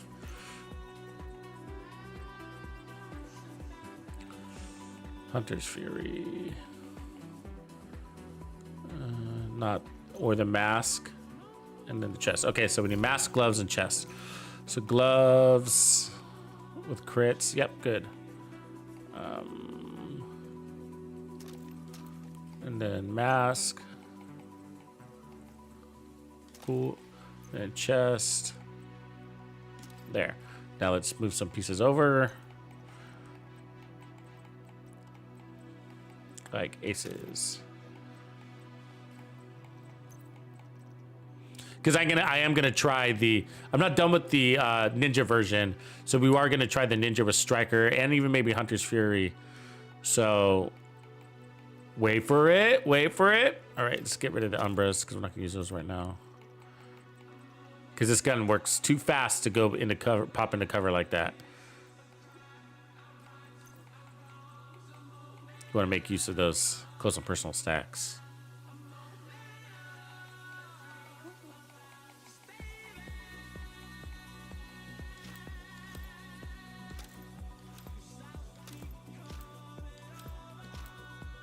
Move it all. Deal with it later.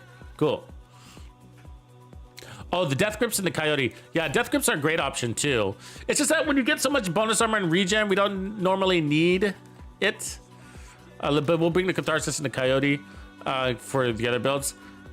You know what I mean? Like so the good news about going to Striker is that we can get rid of the laser pointer thing and then go to Gunner and get the 10% armor kill there. But like I say, like when I'm running and gunning, like I'm sort of over even Hunter's Fury's 20% armor on kill, to be honest with you. I think it's excessive for the way I play. I know that's crazy sounding. I love armor and kill, but I've come to realize I just really love bonus armor on kill. You know what I mean? I mean, give me the memento, give me the bloodsucker, give me the bonus armor, give me Heartbreaker. I just really want bonus armor on kill. You know, yes, it only lasts 10 seconds or whatever, but I'm cool with that because I know that the enemies, you know, they're going to take it away anyways. They're either going to take it away or I'm going to use it until it expires and earn it again. You know what I mean? So, oh, he's smart. You know what I mean? So I realized like armor on kill is kind of, and then armor on kill caps out where bonus armor on kill doesn't, right? It tends to be relatively unlimited, but not fully. What's up, suckers?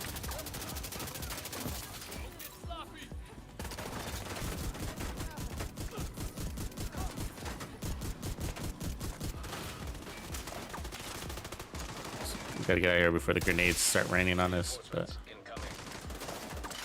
let's get set up. Oh, I hate when it gets stuck in my shield. Yeah. Now I'm feeling the rewards now, baby. You seen that? We're not even peaked yet. Is it 536?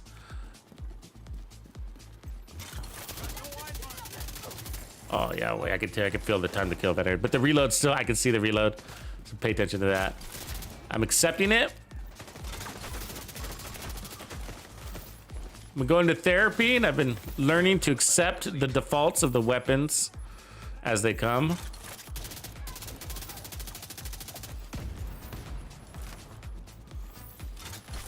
We need stacks.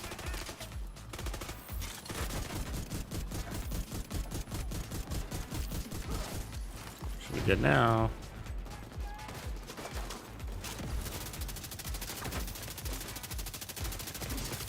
$680.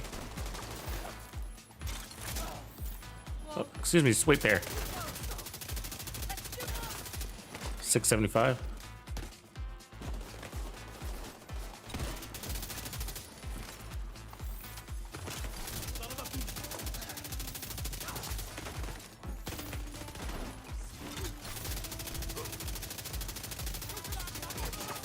$811, 8 something. Woo! Yeah, so we already topped out beyond the last build. We're still not at full trophies. Let's get those.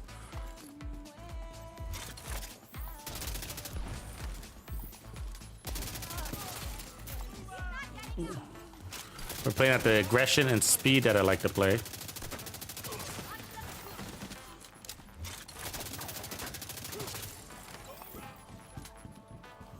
Where we at? Where we at?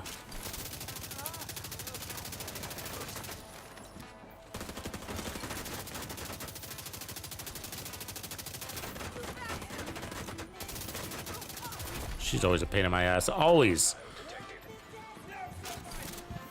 She just gets you to miss shots. It's annoying.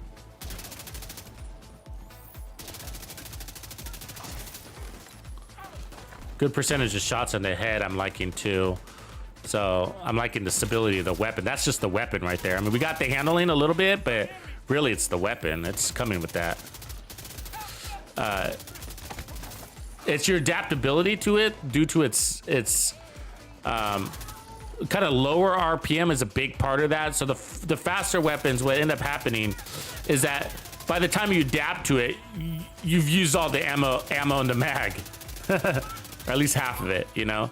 And so this one you could adapt to it because of the slow RPM. So that's one of the reasons why I liked the Kingbreaker in the end. At first I didn't, but I realized you adapt to it and it's still got, like, you know, 45 rounds in its mag, you know, where the FAMAS, I mean, you probably lose 20 rounds before you adapt to it. Time to load up. So we'll try this with Striker and Hunter's Fury, though, but I am liking this one.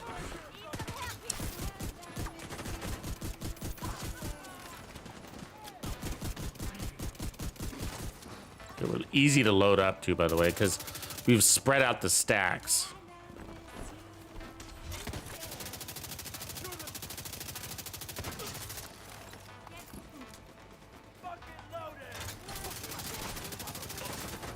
$8 something.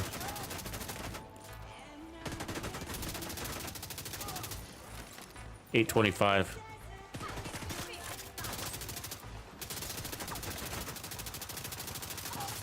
$739. Yeah, so about $830 probably. Maybe $900 when we're fully procced on everything. See if we can get there.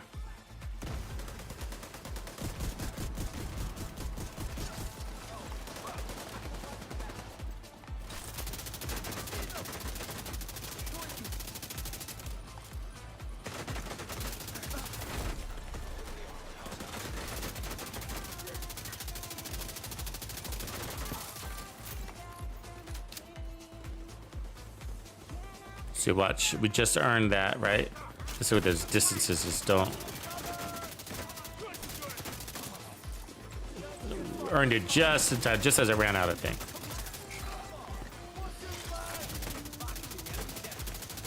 Fuck. Bad fucking rifle, man. That'll get you, right?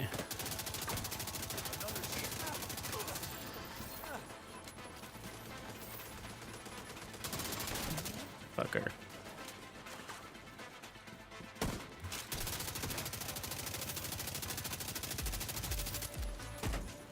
So this is without close and personal. Come here, you little fucker. Aw, come on. Fight is over, bro. Okay, that was fun. That was fun. I like that build. Can we make it better? Meh. I mean, let's try it. Roll before we go to Striker. Let's try it with the Heartbreaker chest piece. So the difference is would be probably more damage, but also more stacking. And this one might make more sense mechanically because you don't want to have to switch your shotgun too much. Because when you get a kill with your shotgun, you're not earning your protection. I mean, your close and personal talent.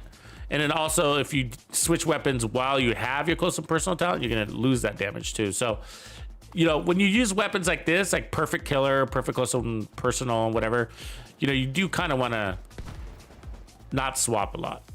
But let's try it with the chest piece, and then that's going to give us more bonus armor and more damage. So you can get 50% more damage with this one, where this is 20% amplified damage. So this is going to give you more of an upfront umph is what that's basically going to do. And then we just added more armor, so I could probably drop one of these down here. Let's see where we are. Crit. So 38, 81. That's good.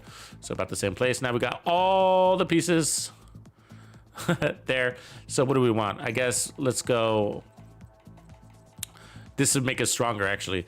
Going Uzina or Picaro, sorry, because that's gonna give us a free armor.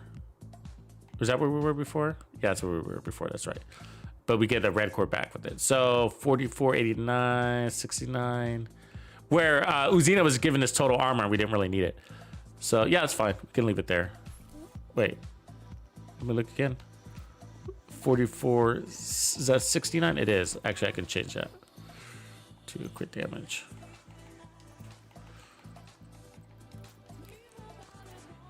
Uh, 38, 81. All right, cool. Let's get some. Yeah, easy build though. Easy build. You want to play fast and just keep pushing forward. And that's how that build works. Use the shield sporadically, but you definitely want to drop the shield. A lot of people, if you're walking around with your shield like this constantly, I mean, you're just a magnet. By the time you get to the fight, to fighting range, your shield is useless. So you use the shield when you get to the enemy, not on your way to the enemy. On your way to the enemy, if you have to, do these kind of moves, you know, like that, and then bounce off of the cover, then roll into the next one. You know what I mean? So this type of gameplay is really going to improve your survivability and protect your shield. So you're not just I mean, you know, see how much longer it takes to get there this way, you know? Oh my God. And they will miss you. You'll be lucky if you take one bullet in this entire distance here. And so you're rewarded for cover to cover movements. They have very poor accuracy when you're running at that pace, apparently, when you're hunched over. So anyways, my point is the shield, just pop it up on your interface because you don't really need another skill. You could use a decoy would be another way, which is sort of like a shield. And you could use a decoy to keep people off your back. The problem is that you're moving so much, the shield ends up being better.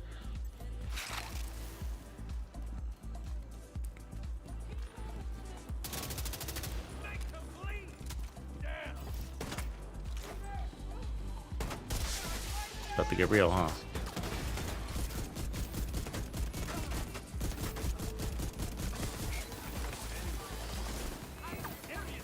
Aw, you fuckers.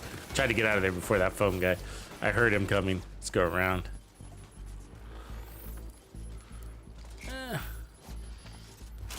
Displace, displace, displace. Okay, get some bonus from now.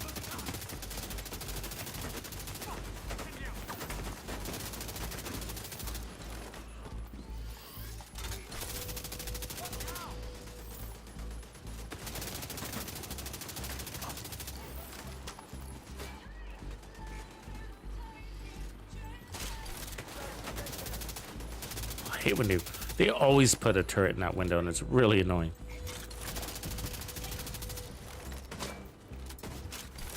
Where are you, dude? Shotgunning me like a sniper.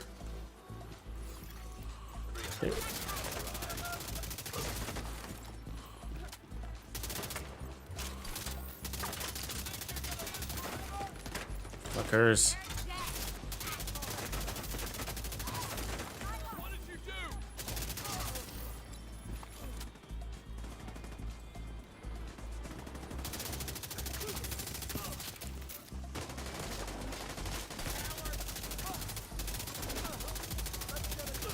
$851. It's pretty close to what we were at before, right there. 900. So there's our higher damage we're looking for. So 900, and we got more bonus armor too, right?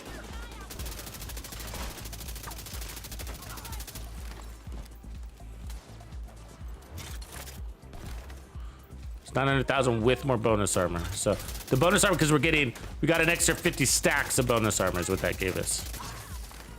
So this the chest piece adds survive, but that's why it's really hard for me to pass up the chest piece. It's just like it's damage and survivability. Really hard to say no.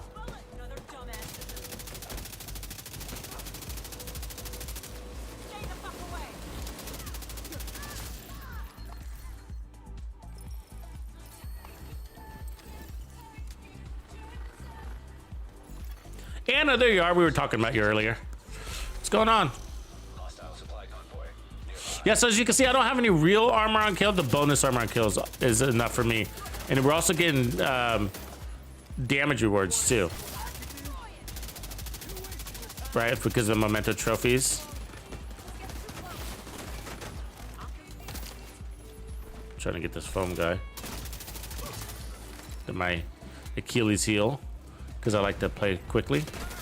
And they keep you from doing that, don't they?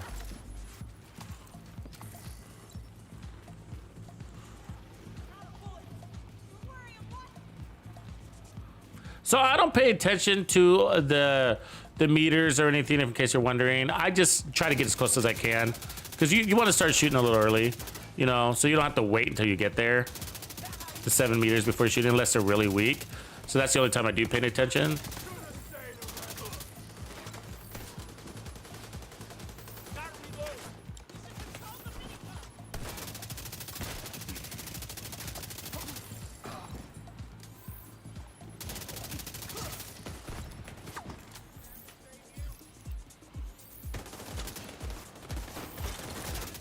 It was a trap. It sprung a trap on me. Seen this?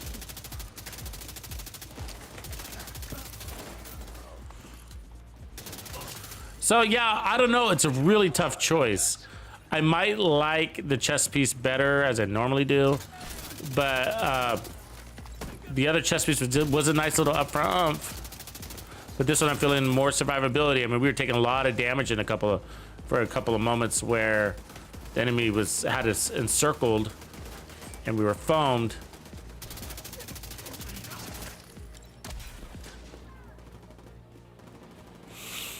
And they didn't even get to our white armor. They didn't get to our white armor in that moment, so that was a good sign. I mean, we might even be able to drop an armor core. Pick up the damage even further. 1.5 feels good though, you know, why not?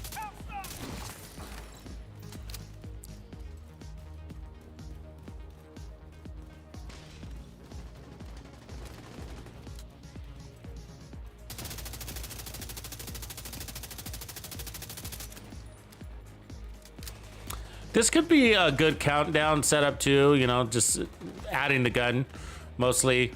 You know, there's so many ways to do Heartbreaker and still feel really good about it. So you could get rid of the memento, put on the catharsis, you could run the coyote's mask, you could put the Heartbreaker backpack, which is really good. Heartbreaker backpack makes your bonus armor ridiculous, right? Let's do that real quick. So if we put on the Heartbreaker backpack, so we're at 1.5, so let's keep that there. And then that allows us to run something like the Coyote if we wanted to. And then let's see where our crit chance is real quick. 32, 117, so we need more crit chance.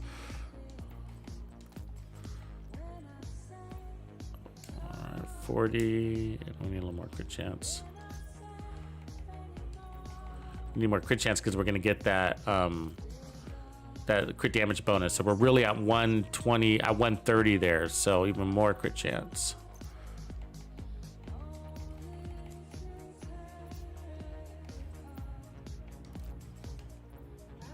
There you go. 5093. Perfect. Okay, so there's that. There's that. So it's the chest combo. It's one of the very few sets that I actually run the chest combo on. I like it.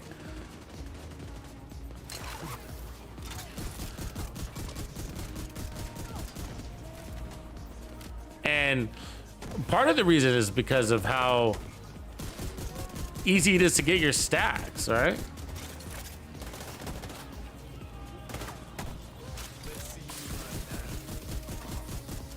Look at that. Very easy to get your stacks. You just whip out that shotgun and you're killing them, you know?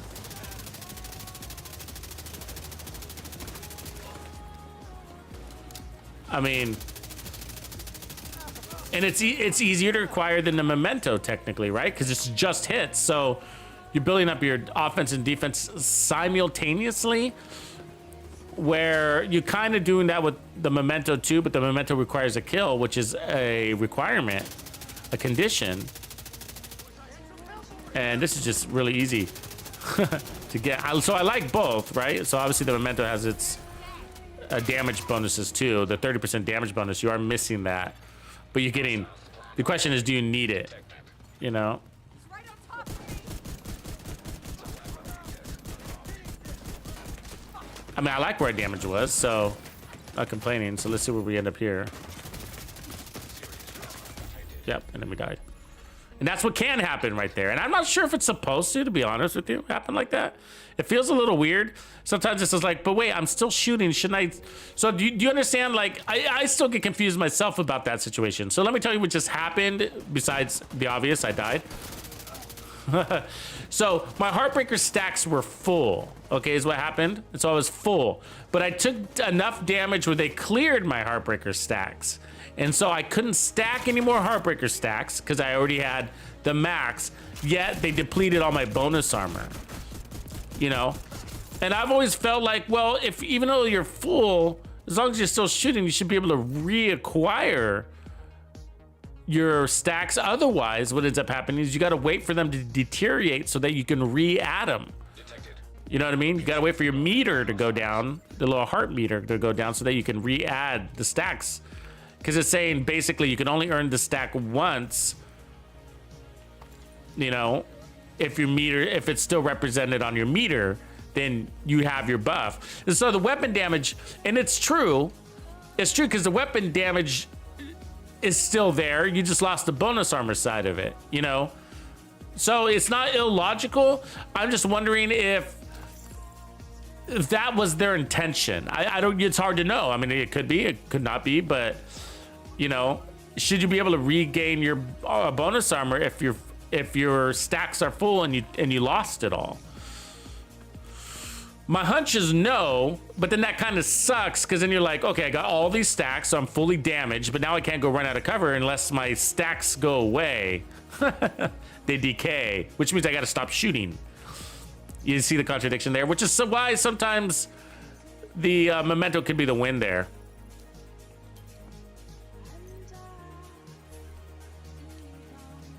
Okay, so I don't really need to go much further on this, on the backpack version.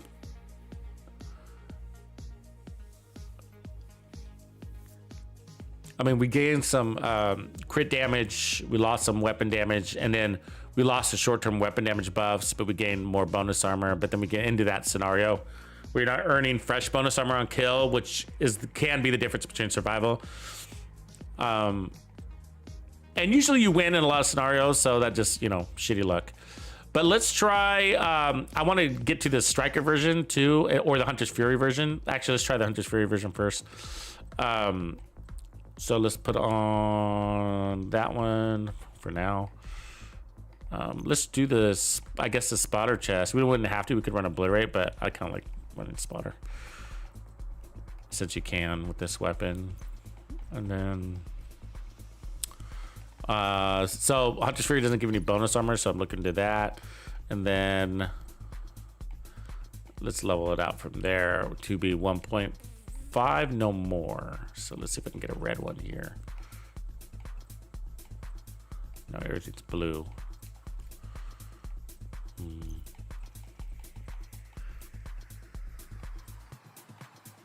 I could run headshot damage, but try to keep it consistent. Okay, that's fine. We'll go heavier armor, I guess. So 2793.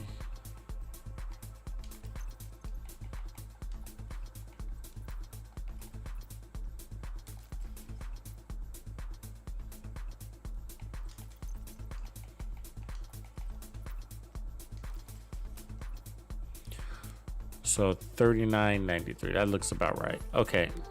And then we still got the laser pointer. Still got the same gun. We got a little bit more armor. Technically more survivability because we're getting 20% armor on kill. And then we don't care about the shotgun damage, but we are using our shotgun. Well, no, we're not going to actually, which is good. So we don't have to swap anymore. I like that. You don't have any stacks. And so we got Apex Predator, which is a 20% amp damage plus another 25. Really, which is amplified on itself. You end up with like 51% amp damage, give or take. And then everything else is fine, I guess. We don't really need the healer, but we can run a decoy. That'd be nice. Yeah, okay. Rock and roll.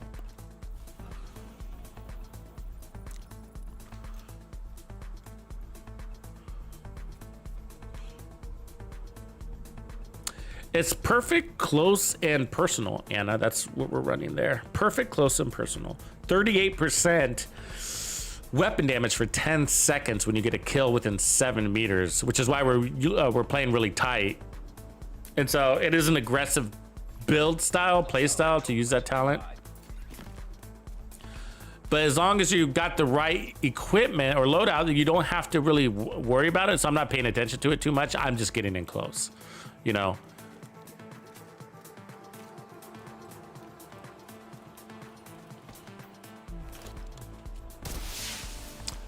So it has to be acquired close, but it can be used at all distances.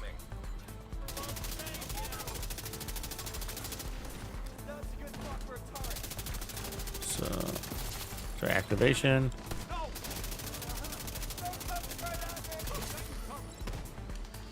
Little stagger effect. So there's a really nice synergy with Hunter's Fury, I gotta say, because the stagger's effect, the staggering is gonna help you with your reload, that slow reload, remember? So we lost weapon handling, so the reload just got slower. So 625 I'm seeing there.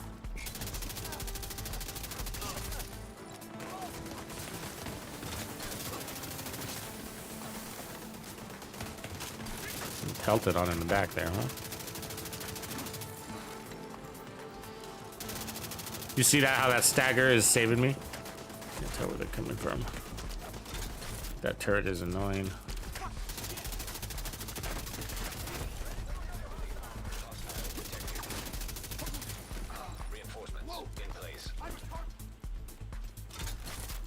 What's up, boys?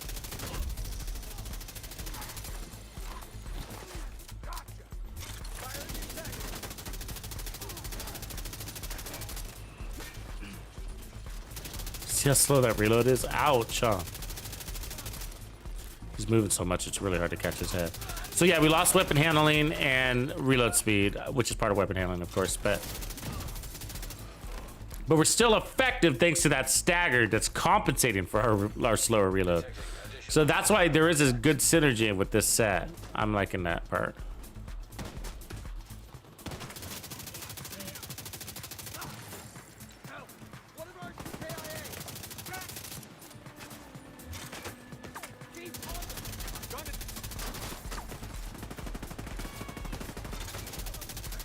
Guy never has to reload, huh?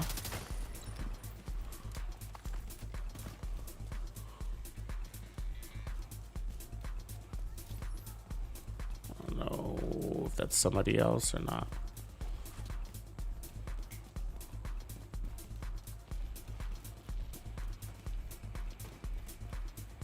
So what's our reload speed reading here? 2.4 seconds. So yeah, it's back to its normal. It's normal reload. Sucks.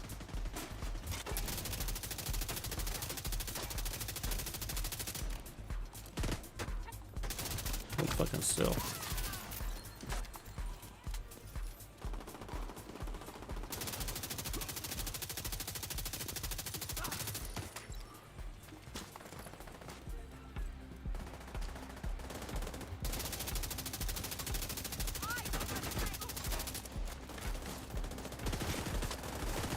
Go, go, go. Jesus, nothing was coming out.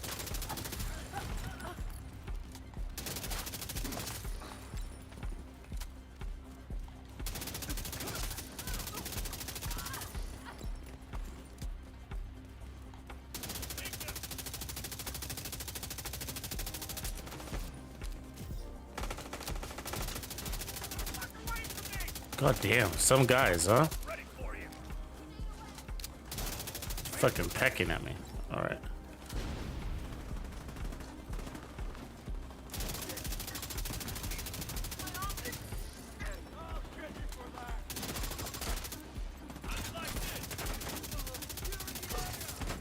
$608. 630, 751. So with the Heartbreaker chest build, we hit basically a million. I can't remember. It was 900 something. Over 900, under a million.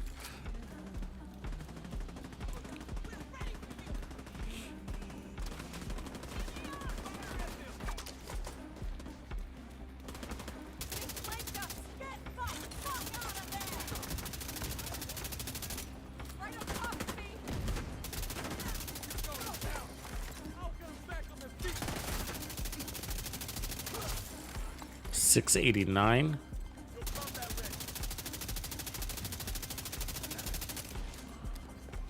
So we don't have all our stacks yet, so that's what I'm trying to get here. The Apex Predators. Come on, dude. Apparently it's gonna be, we're running out of enemies.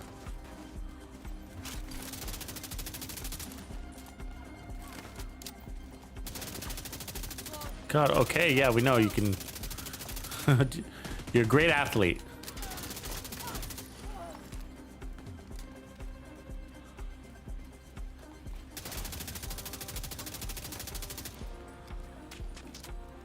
I can tell already I like the Heartbreaker one better than this.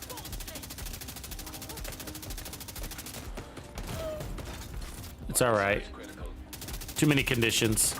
Remember, this set is reactive. Heartbreaker's proactive. You can feel that right away. Everything happens after a kill, and then it times out with this, except for the armor kill, of course. So, like, that where Heartbreaker is just, so this is fluctuating up, down, up, down, up, down, up, down. And Heartbreaker just point and shoot, maintain. And we're still getting on kill rewards, which are fluctuating. So there's a lot of fluctuations. I think it's all the fluctuations, right? So you got the gun that's turning on and off, and then you have the additional amplified damage. So the second paragraph that's turning on and off because it expires very fast at 10 seconds. And then the 20% amp damage, which is probably your most regular damage there just for standing there. And then the armor on kill. So the stagger effect was helpful, but we lost the weapon handling, and I could feel that. I could feel that. It was right where, I felt like it was like right where it needed to be before, and now it feels short, you know? Like it's still usable, you don't have to have it, but it just, you could just, you notice the reload a little bit more, you notice the enemies are a little bit more pain in the ass. So yeah, this one's not as good as the last one. So I'm gonna move on to the striker version now, which tends to be a little bit more damage but a little less defense. So let's keep everything the same except for the 4 ancillary pieces, and then see if the armor comes out to about the same. Yeah, it does. All right. And where's our crits at? So we're at 33.93. Perfect. Good transition. Good chance here. Cool. So 39.93. So this should come out to pretty similar to the Heartbreaker. It's just that you can't take as much damage from the back, especially. So a little more shield reliance on striker builds.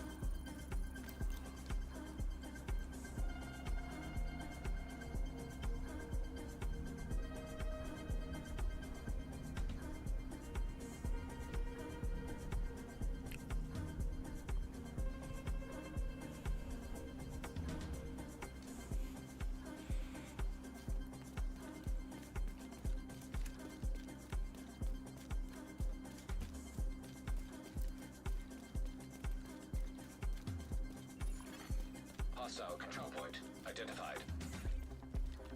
So for those of you that just jumped in, be sure to check out the link pinned to the top of the chat. That's the Sacrum full review and build. Yeah, we actually found one. Probably the only one. And then tomorrow morning, we have the big day. It's Division Day, so we'll be covering that on both YouTube and Twitch. Hope to see you there. I'll be logging in at 9:30 and going live at 9:30, that is.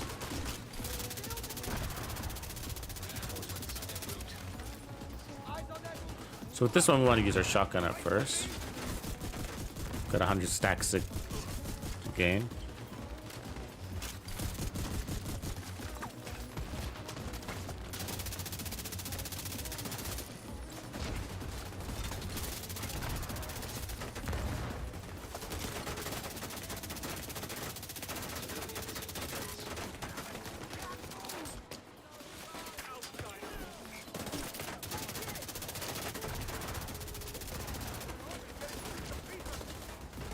There's a dog. Get out of here, dog.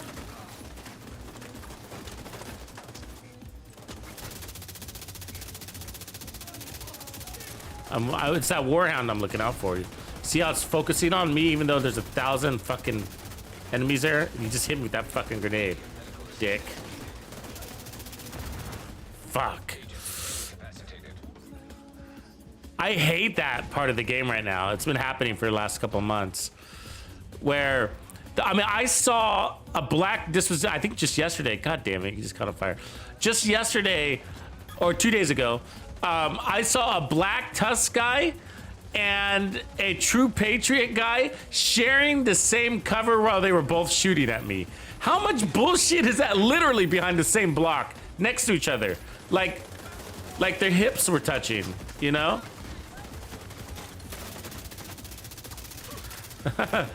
They were shoulder to shoulder fighting me, bro.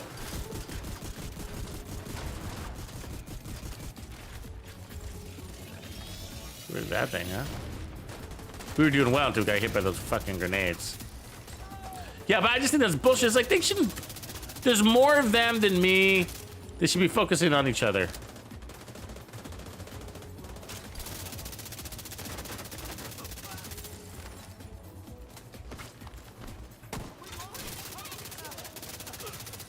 So we should see a slight increase in damage on this one. Let's see if we clear 1 million. Where the Heartbreaker, we were just under 1 million. I think we were at full.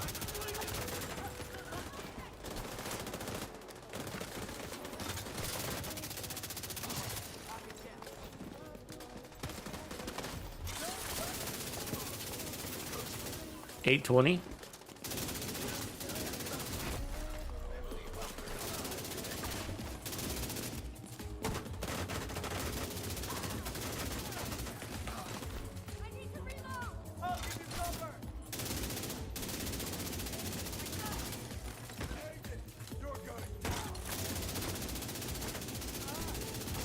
$909.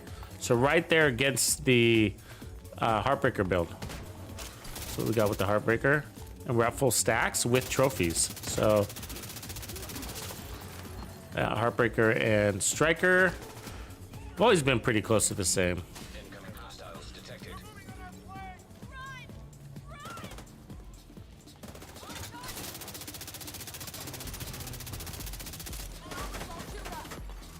Civilians in distress.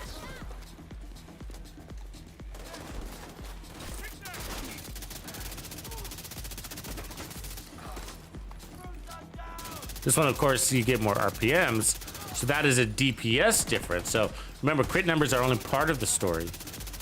Time to kill is also factors in your DPS. I'm sorry, yeah, your DPS, your RPMs.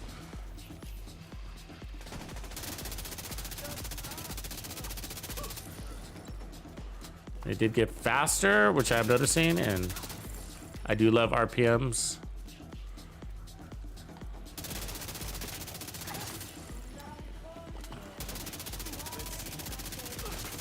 $909, that's probably our cap right there.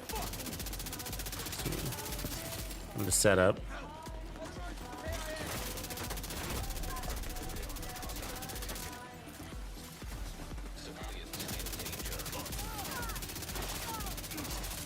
Fucking slaughter, huh?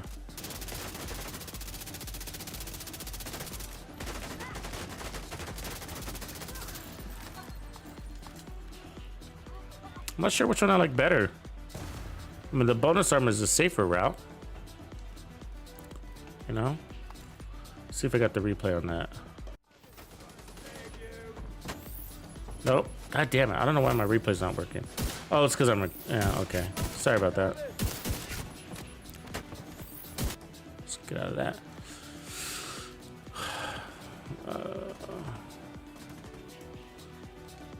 I don't know why it wasn't working.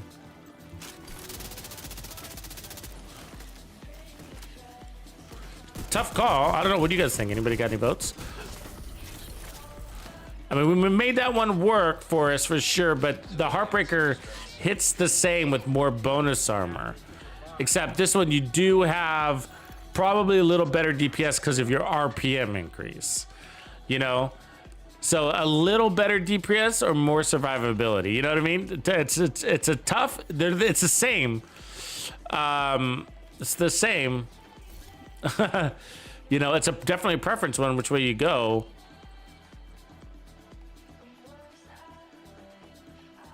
I think what we're noticing actually is the upfront damage. Let's move it to the striker chest piece.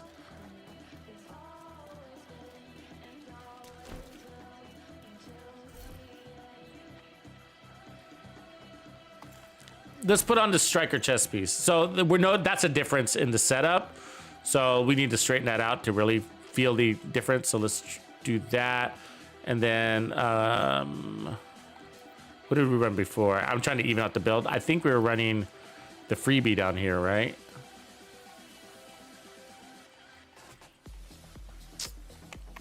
That one. Now we got more armor though, and I don't have a choice. You know, because all my strikers are... Let's fix that. Civilians in danger.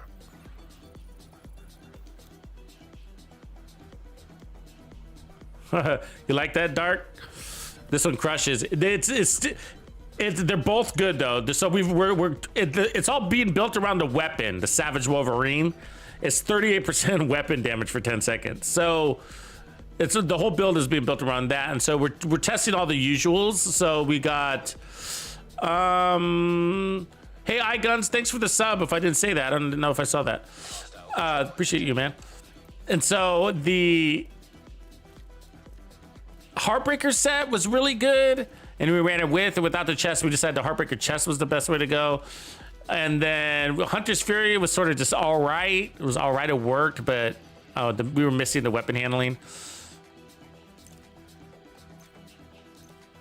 And then Striker worked basically as good, but less defense for a little more DPS, and that could be a game changer. So this should be right now. Let's get our stats real quick. Crits. Okay, so we get crit chance here. So I think it's probably going to be between these two, a Heartbreaker and Striker, but I'm trying it with the chest here to see if we like the Striker chest better. Striker chest is hard to work, right? But we got so much defense. Sometimes I feel like it makes sense to run that chest piece because you can spend a little bit more time with your shotgun. And then now we don't need our laser pointers, do we? We don't. So we could actually put on crit chance here. Yeah, crit chance. Now let's check our stats again. 4481, so we're still in a good place. Okay. Wait, was that the right gun? Yeah. All right. Let's go before we lose our mementos.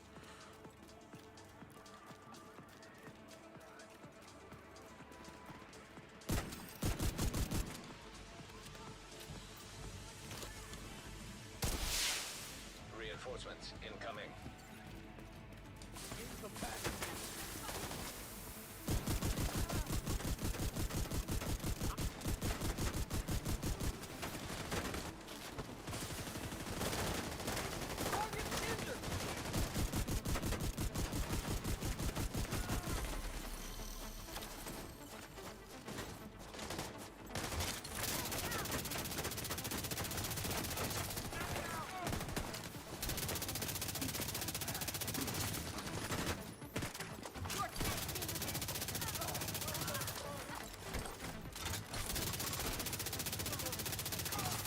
905.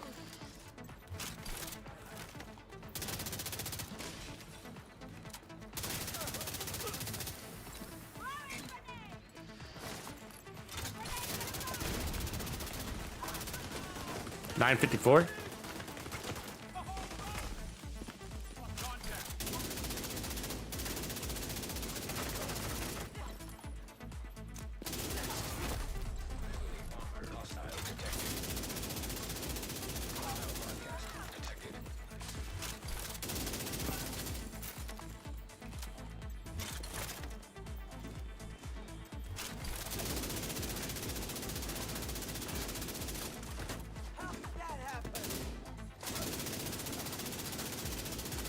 Just hold still, dude. God, he's all over the place. Oh, the gun is pulling. See, I don't know if I really want the... You don't know if you really want the... Sometimes the extra RPMs take away from your weapon handling. Remember we were talking about the time to adjust to a weapon, and that's what felt so good about it? And so the RPMs might be pulling a little bit away from that, you know? Making the weapon a little harder to handle.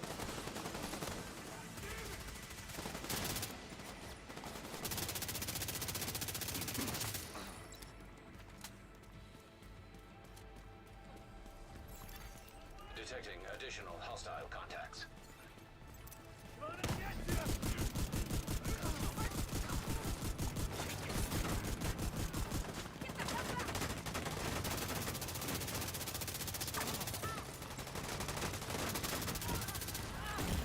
Ooh, that hurt. What the fuck was that? So of course we could run armor on kill if we had the ability to change it right now, but we can't.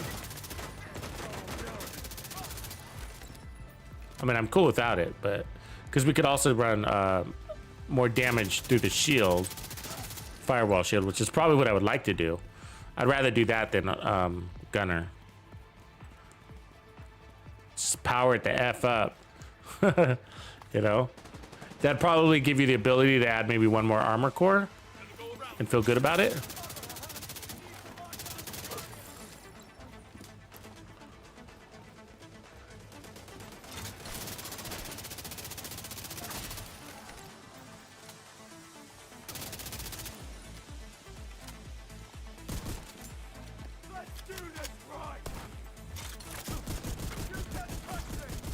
God, they are all over the place.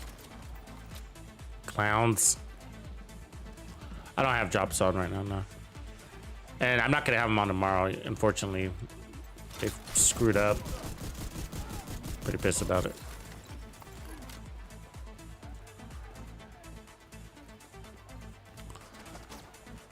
I created a partner, but for some reason the drop activation thing on my account didn't show up. And they couldn't fix it in time for the deadline, and then they said that they can't fix it after the deadline, and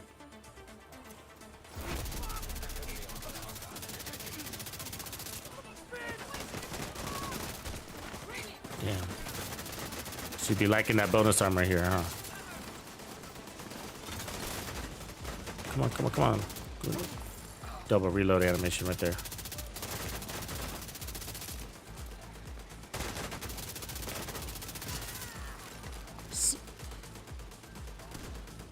Yeah, I know it kind of sucks, but try not to think about it. Because it's like I'm one of the, if not the biggest, one of the biggest Division streamers. It's like you gotta fix it, you know.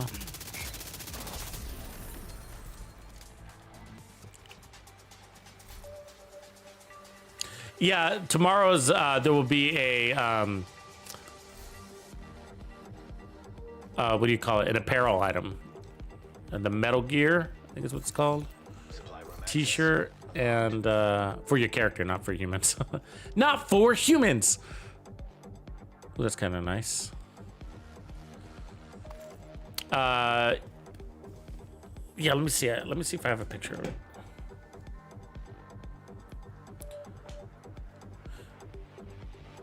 No, they did. No, I've been working with them even before, like today. They said they couldn't fix it after they submitted to Twitch. Yeah, so it's a metal outfit. You get little pieces of it like for every 20 minutes, basically. So watching 20 minutes.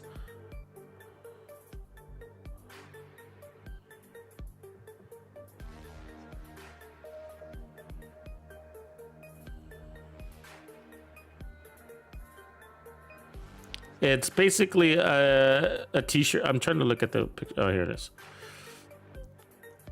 I can't blow it up though. It's basically a black t-shirt. It's a whole outfit. He's wearing shorts. It's a black t-shirt, shorts. Some of the stuff, it looks like we kind of have very similar stuff to it. They're basically gray cargo shorts, and he's wearing black tights and black boots. And then there's like a black t-shirt with a shoulder pad. And then a black beanie.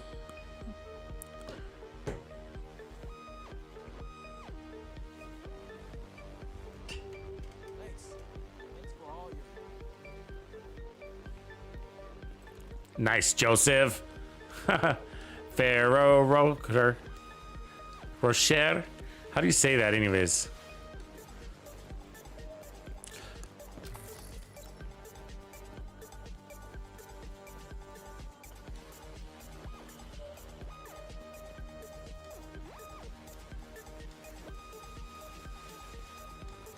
Yeah, Descent. I hope they're close to releasing that, man. You know, with the Descent stuff, like I'm hoping that's...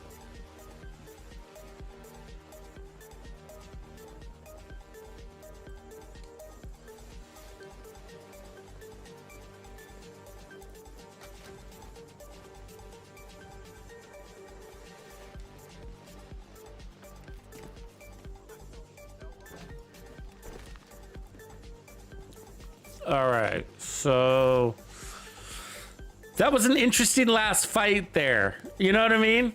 It was an interesting last fight because it was making me think like,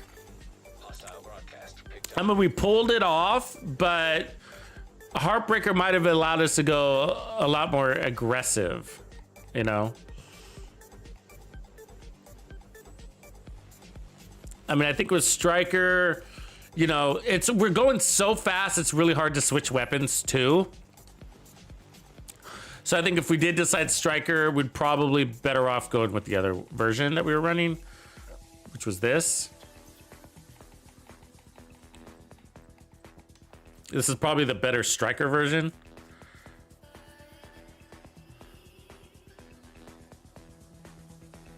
Because those stacks are just a pain out that chest sometimes. It depends on the build. But in the other gun, and that was part of it. Like I didn't, you know, I don't really want to let go of that close and personal. I mean, there are times where it's convenient to go ahead and use your shotgun. But it wasn't mostly that. It was just like, it's kind of annoying to have to. And it decays so fast, those extra 100 stacks, they decay so fast.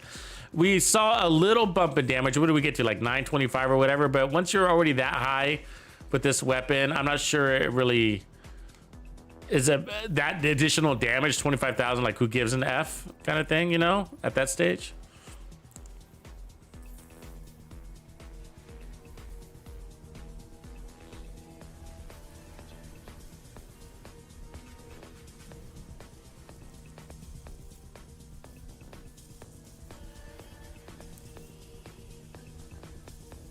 Nice, Joseph. A USB?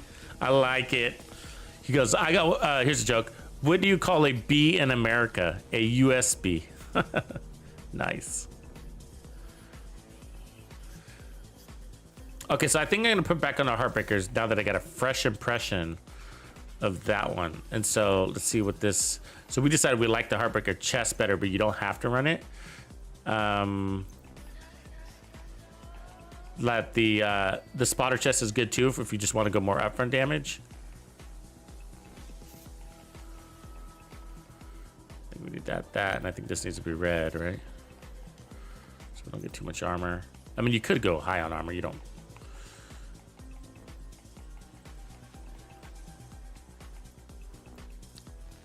Okay, so where are we at? 37, 80, 69. So we can go 1 crit chance here. 1 crit damage there. Oh wait, we gotta change our mod, so we're actually laser pointer now. Laser pointer now here. Okay, now our crits are gonna change to 3881. That's good. This fucking guy, huh?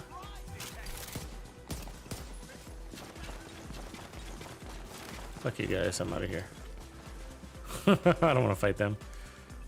Shooting arrows at you and shit. Detected. Nearby location guarded by hostiles. We do have those already, Anna. They've given us a lot like that already. It looks like very similar to, I mean, it's new, but it looks very similar to what we've already gotten. The shorts with the Under Armour. Like, I could probably show you here. They're all the way at the bottom. I think. Look like this. Is that right? Yeah. That's what these ones are gonna look like, except it's just a little different camouflage. Or maybe the exact same, I don't know. And then I think there's more down here too, yeah. This looks a little closer to tomorrow's drop. And we got these, we technically got a lot of like shorts, right? There's those, but the Under Armour one's all the way. Yeah, I know what you mean. Hostile control point nearby. I like that they're giving us a little more athletic. I wish we just ran faster. Like a close say we can. All right, let's do this. Are we ready?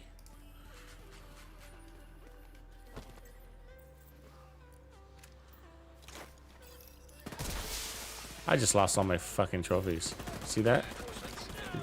All of them.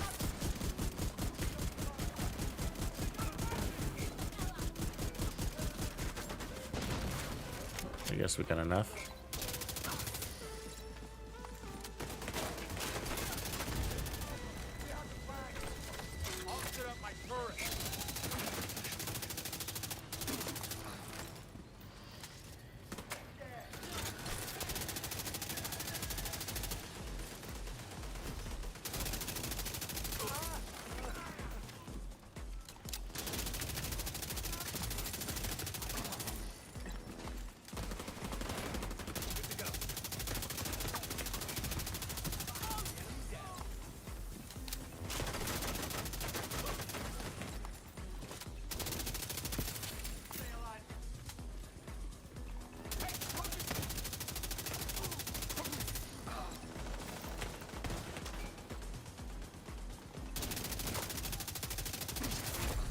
Heavily armored hostile detected.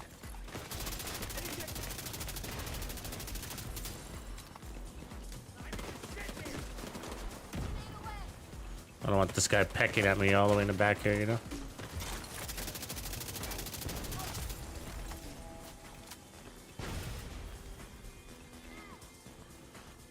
I'm coming for you, don't worry, big boy.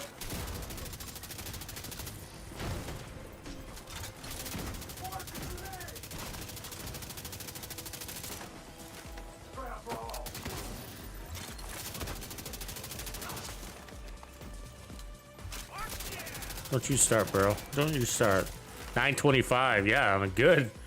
Good, we're not even full yet. So it's about the same as a striker with the striker chest. Hostiles detected. So yeah, they're right on par with each other.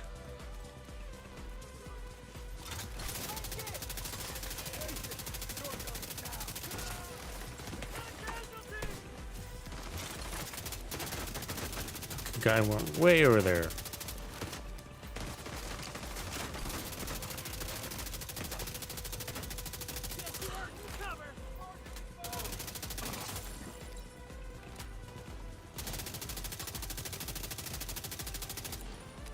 Jesus, huh? They go way over here and then set up their fucking turret.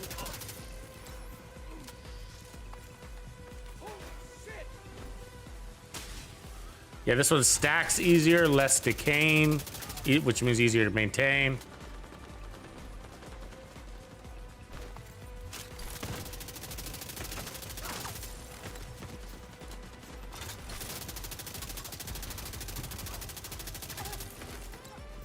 The weapon is easier to handle because the RPMs are slower. So I believe what I'm trying to say is that the RPMs are working against the Honey Badger. I mean, you might like it better, but I didn't really feel like it was a good synergy.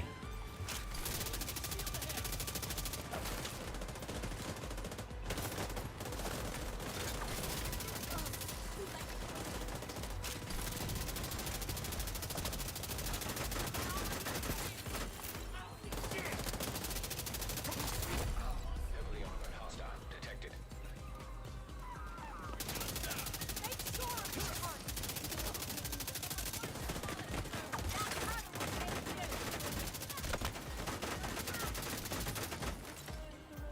Our flank is exposed.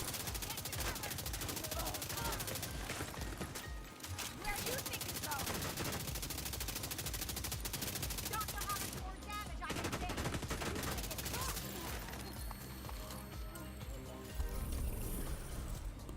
Yeah, I think that's the one. The damages are equivalent.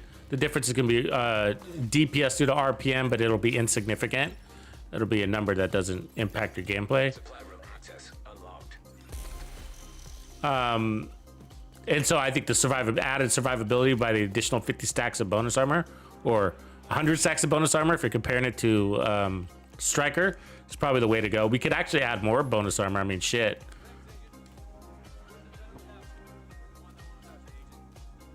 Yeah, True Patriot assault rifle builds is pretty much the way to go if you're gonna go True Patriot. It's the best weapon to use a True Patriot. Maybe LMGs, you could argue with that too. But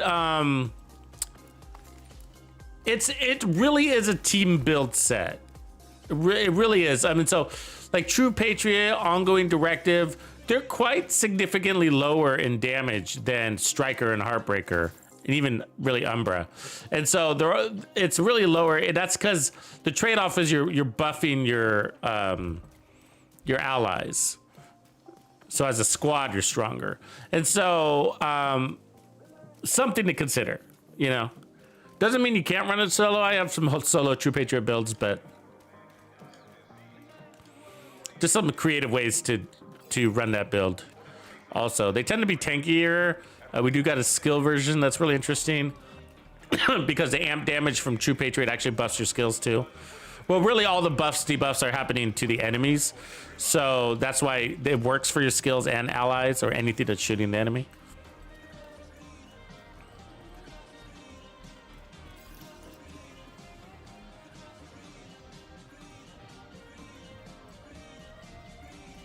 Oh, good job, Anna. Yeah, that is good. Good job, and good smart by doing it with 3 people. That's the magic number.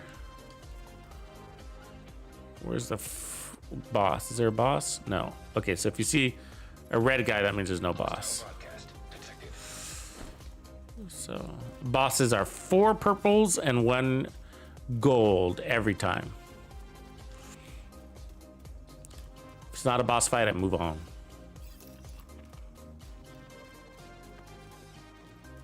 Yeah, the explosions are fun. I ran it with the Merciless. That's kind of fun too, and then I added a sticky bomb, the triple explosions. Hunter.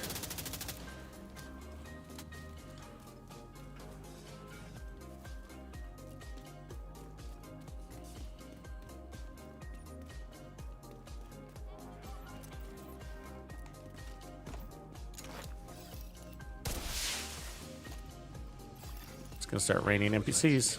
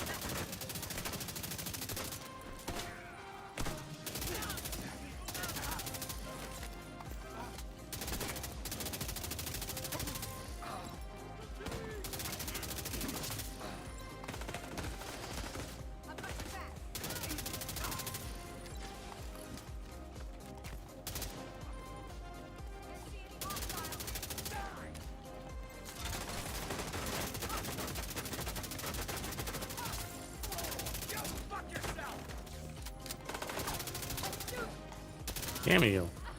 Fucking wiggly ass.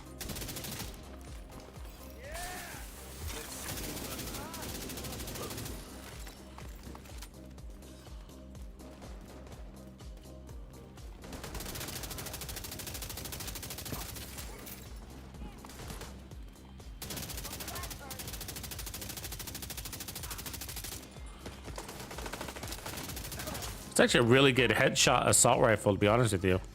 Really good at headshots. It makes me want to run all headshots, actually. Get rid of the crits.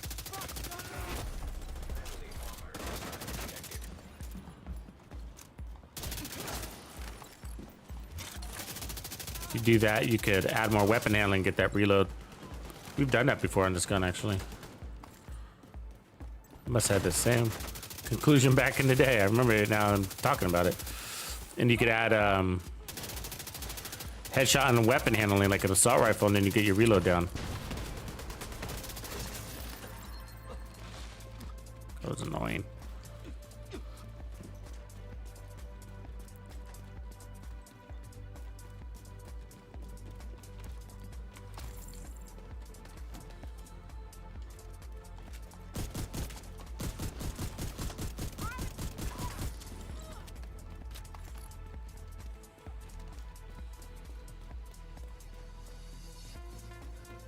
God, he's way over there. Look at that. It's across the map.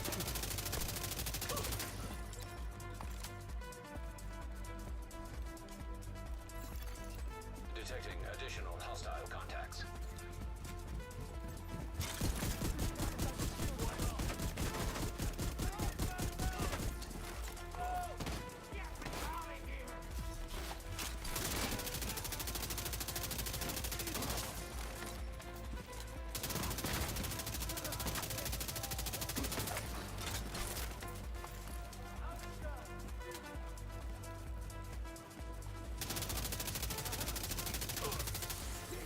$978.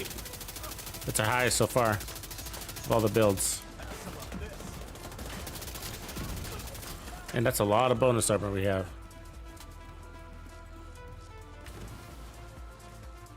Where you? Fuck, dude.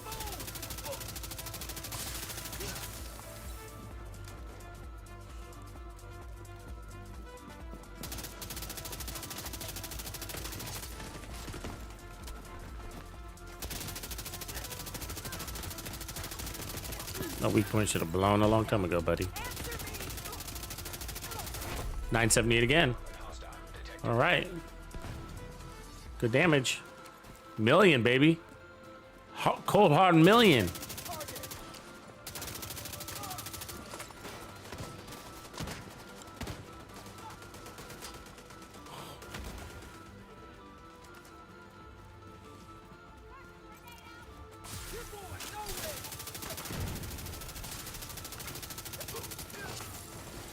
Aw, it's a little too slow there.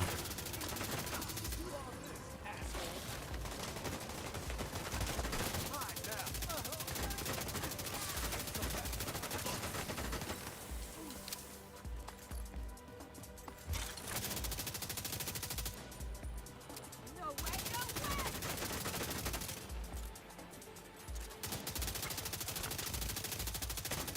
Come on. Trying to time out my talent, you know?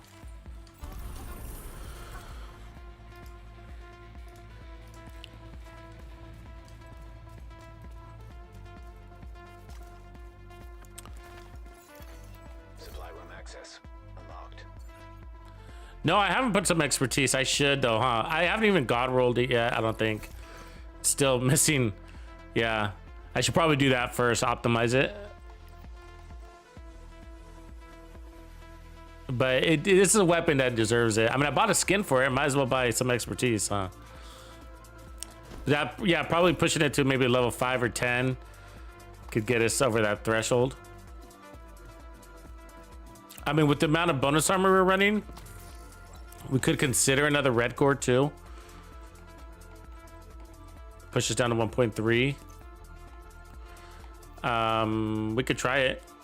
Might as well. Got the ability. So 38. Is that 81 still? Okay, we're good. This beautiful 511 gear. Come on, deliver. Oh, it's never gonna deliver. 511 backpack. Good chance, don't. It's always crap.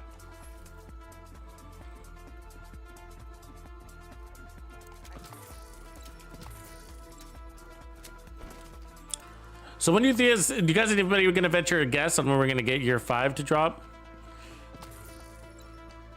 It's got to be close, right? Let's see. When is our calendars end here? We got the Golden Bullet is in 3 weeks, 5 days. This is a 4 weeks of 5 days, so that's 5 weeks out in 5 days. The season ends, so 5 weeks and 5 days. I think that's right.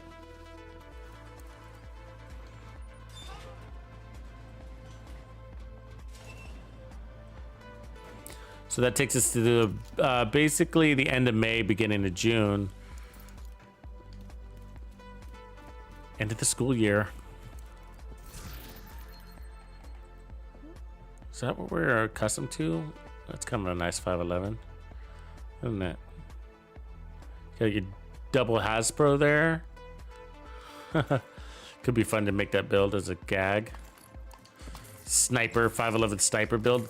Call it the best sniper build in the game and watch the trolls crawl out of their caves. Best sniper build in the game, 511.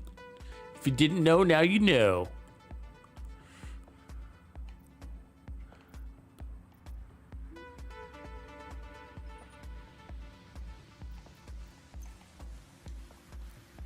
You're gonna have to reset, unfortunately. I think usually it's, I think it's, I'm trying to remember what they did last year. I think at the beginning, like June. Sounds about right. I'm trying to remember for that next season. It could be later. We'll find out.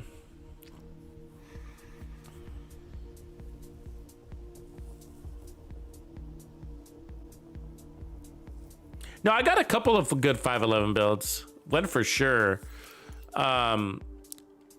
I've done that exercise before, like, hey, let's make a 511 build using, you know. And so I'm working on another one now, and so that's why I'm serious when I say I'm actually looking for 511. I'm looking for an all red 511 build. It's all 6 pieces. And it's funny how long it's taken me to get these pieces. You'd be surprised. You know, like, damn. Like when I've crushed so many God World 511s. You know, but you know, like with the chest and backpack, you need the talents to be there. You need your crits to be there. You know, so it's gonna take a minute.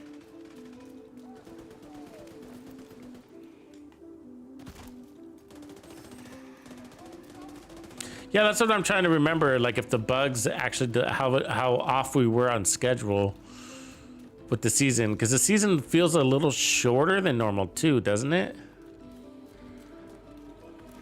There's usually more global events, isn't there? I mean, there were on some cases, I guess. I don't know. It might be like a week or two shorter. But I think it wasn't. I'm trying to remember the time frames. Wasn't the holiday event duration was basically the delay, wasn't it? Shooting around corners, are we? See that bullshit right there? Those angles on those bullets, I know where those enemies were. You know what I mean? And they didn't have the angle to hit me like that. Switching. Let's get that talent working for us now. Where are these peckers? Come on, dude.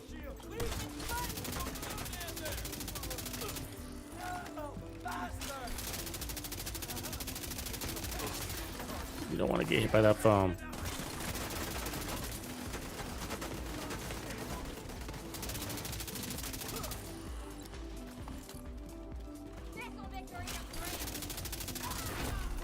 Uh-oh.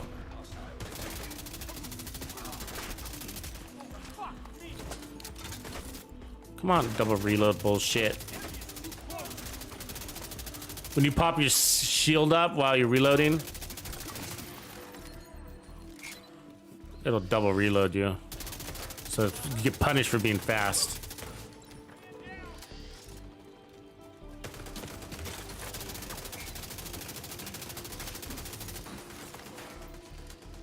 All right. I think that's it. Incoming hostiles detected.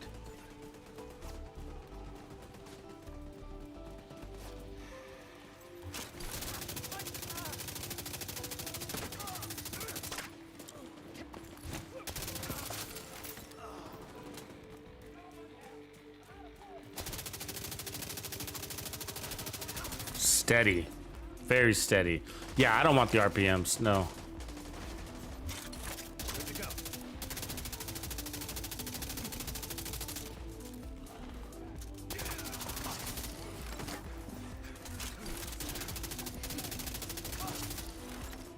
I mean, that steadiness is what's really working for me. It's not so much the damage. It's just that I feel a lot more comfortable pulling into the heads, you know, laying in more headshots. So I'm peaking my damage more, right? Because your headshot damage is the best damage you have on your build. Please don't foam me. Please don't foam me. He foamed me. It's because that guy was blocking him.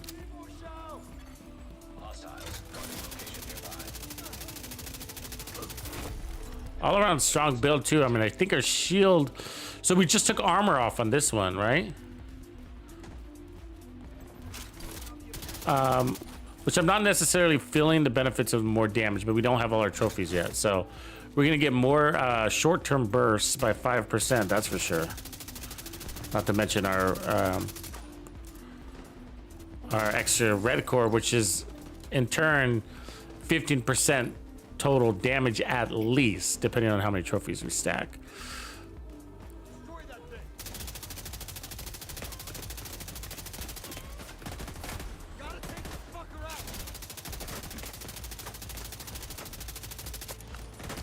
My boss.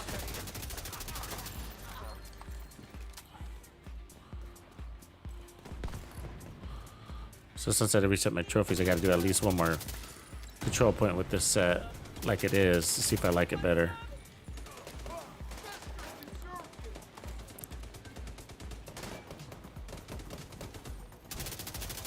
I mean, it seems to be doing all right. I mean, if we were doing all that without full trophies, we should be able to maintain.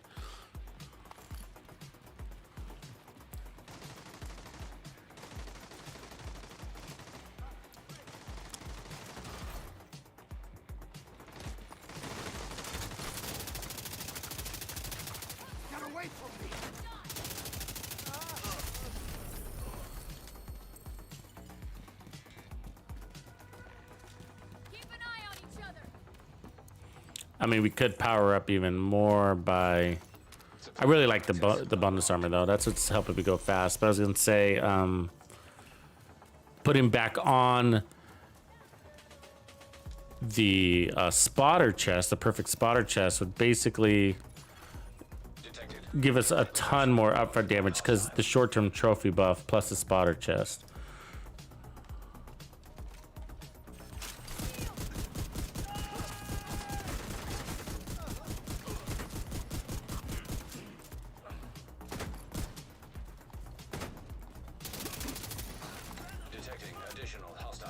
See, I switched to that weapon so that I had that additional damage for these guys.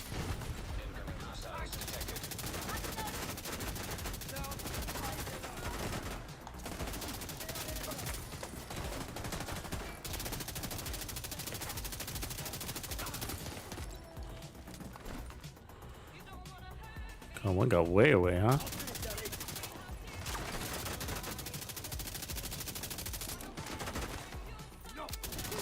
The shield must have taken a lot of damage there. So that's the downside, is that losing the armor core weakens the shield. Something to consider. Makes your shield a little closer to being able to be broken. That's what I noticed right there. Because our shield is now a tier 5, so we lost one tier. Which you wouldn't think is a lot, but it was close right there, and that was just a little mini convoy, you know?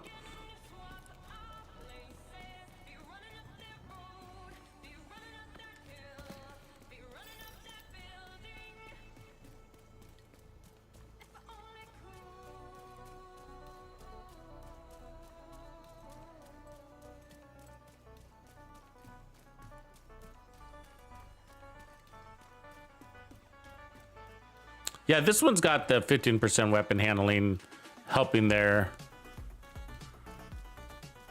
And so did Striker. So Striker and Heartbreaker both give us the handling, but the additional RPM means that I feel like you're losing a few more bullets, adding more reloads. especially when you go for the head a lot.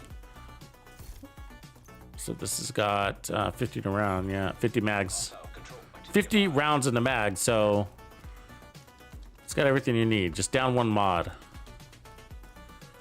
I don't know why they do that to us.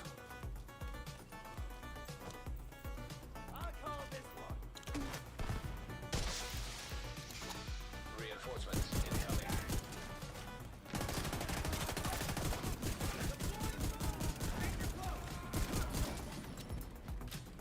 So here's a real test. Now that we have all our trophies.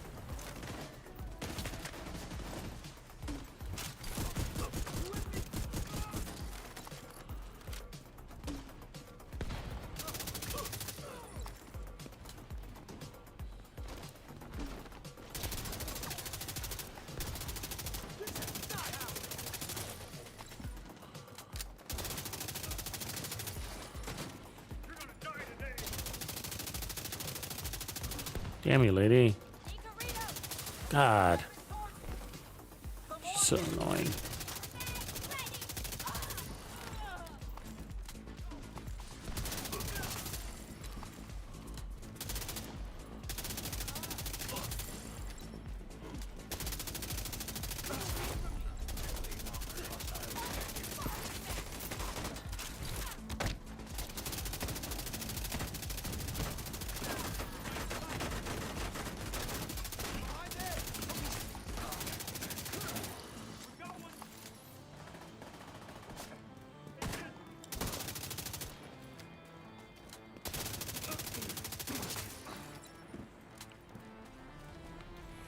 Yeah, so my impressions are this build works great. The other one just gives you a little bit more defensive buffer, but time to kill is suitable on both. So it's going to be stronger for sure, but I haven't seen it like give me added benefit yet. So, I mean, the only thing that's doing is actually making me more vulnerable because of that shield right there, right? Did you see that? So that shield has been on the edge the whole time. It's trip. That's a trip. I mean, you know what I mean? I mean, the difference is one skill tier. I mean, one blue core, really, or shield tier, whatever you want to call it. And the difference is I mean, you think it'd be a fine trade-off because you think it'd be like, well, you're killing faster, so you're taking less damage on your shield, but you're not killing that much faster to take less damage on your shield. Or you're killing fast enough to where you're picking up maybe more trophies, but you're not collecting that many more trophies, right? Between kills, you know? It's the same. Because it's microseconds of time to kill that we added by adding the red core. So it is faster, but not significant enough to improve the defense of the build, right? So you know how that whole the best defense is a good offense? Not in this case. Right? When it comes to that decision of the blue core or the red core.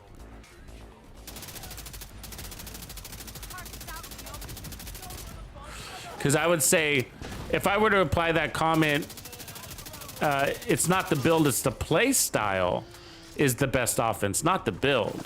You know, don't apply it to the build. Apply it to your play style. So the best defense is a good offensive play style, not the build. And so I need the defense on my build to allow me to be offensive in my play style, which is aggressive in their face, catch them at the spawns, don't let them set up their turrets. You know what I mean? Don't even let them get a shot on you. Kill them that fast. That has nothing to do with the build. I mean, it does, but the whole offensive defensive argument is really going to be applied to the play style, and then the build just has to be optimized to allow you to do that. But I mean, I can't do this with an all red build.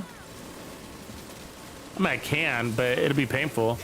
It requires perfect gameplay. That's what we always say. Is like, because you screw up once, or you know, you didn't see somebody shooting at you in the back, and you're down, and you're in cover, and then you're using an armor kit, and then you know what I mean, and you lost time, you lost aggressiveness. So you need the defense on your build to allow you to be aggressively offense. I think you make more of an impact on your gameplay through your play style, not your build. And so, but of course, your build has to enhance or complement your play style. So they are hand in hand. They are related. They're not independent subjects, but it is more your play style that's the offense, not the defense. So anyways, my point is this one doesn't do it. It doesn't do it because it takes my aggressiveness back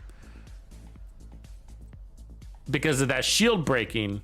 And I mean, I'm in their face, I'm shooting first, I'm doing just like I did everything before, but that shield has always been on the verge, and that's where my eyes were the whole time I was playing. My eyes were on that shield going, okay, it's about to break, drop the shield. You know what I mean? That's what I would do. So I had to accommodate for that. And then if I don't accommodate fast enough, then the shield actually breaks, and then I'm in trouble. And you're in trouble mostly because you can't shoot when your shield breaks. You can't run straight. You can't do anything. You can't climb. Can't hurdle.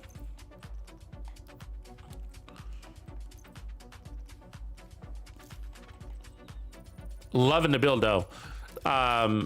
That aside, I mean, I think that's probably where I would decide to go with this. And it's not anything magical, It's not. We went full circle. We tried with the ninja, and it was okay. It was just okay, but it wasn't a game changer, or didn't add the wow factor. And we also learned that, on this weapon, I mean, for me at least, that I didn't like the additional RPMs, that it actually took it out of control, and I was missing more shots, adding more reloads, and wasn't getting additional damage. It was the same damage. Yeah, so really interesting. So, and then we end up with a build that we've basically seen before with just a different weapon, and that's not a bad thing for me. That just says it's a really good set. It lines up with how you play. I think that if I was behind cover and not running around, I'd probably have gone with Striker or even Umbra. But since I move around a lot, then this one is great, especially for assault rifles. Now, I've paired up assault rifles with Hunter's Fury, but like I said, I'm kind of over the armor on kill. If I have the choice to choose bonus armor over it.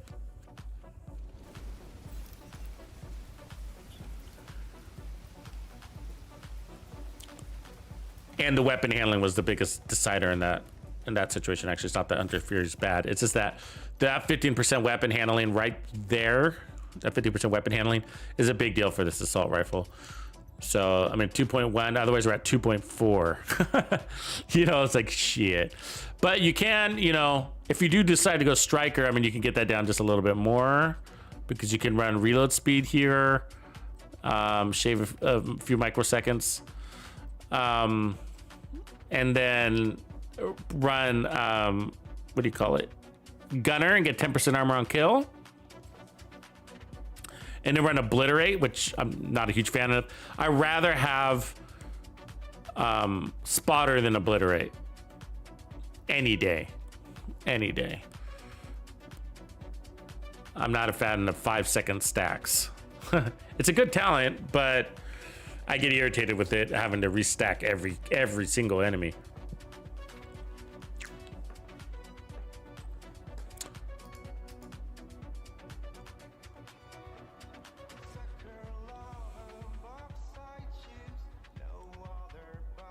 Cool. All right, everybody. So I think I'm gonna leave it there. It's kind of late, and I got an early morning tomorrow. So I hope to see everybody in the morning. We should have some fun,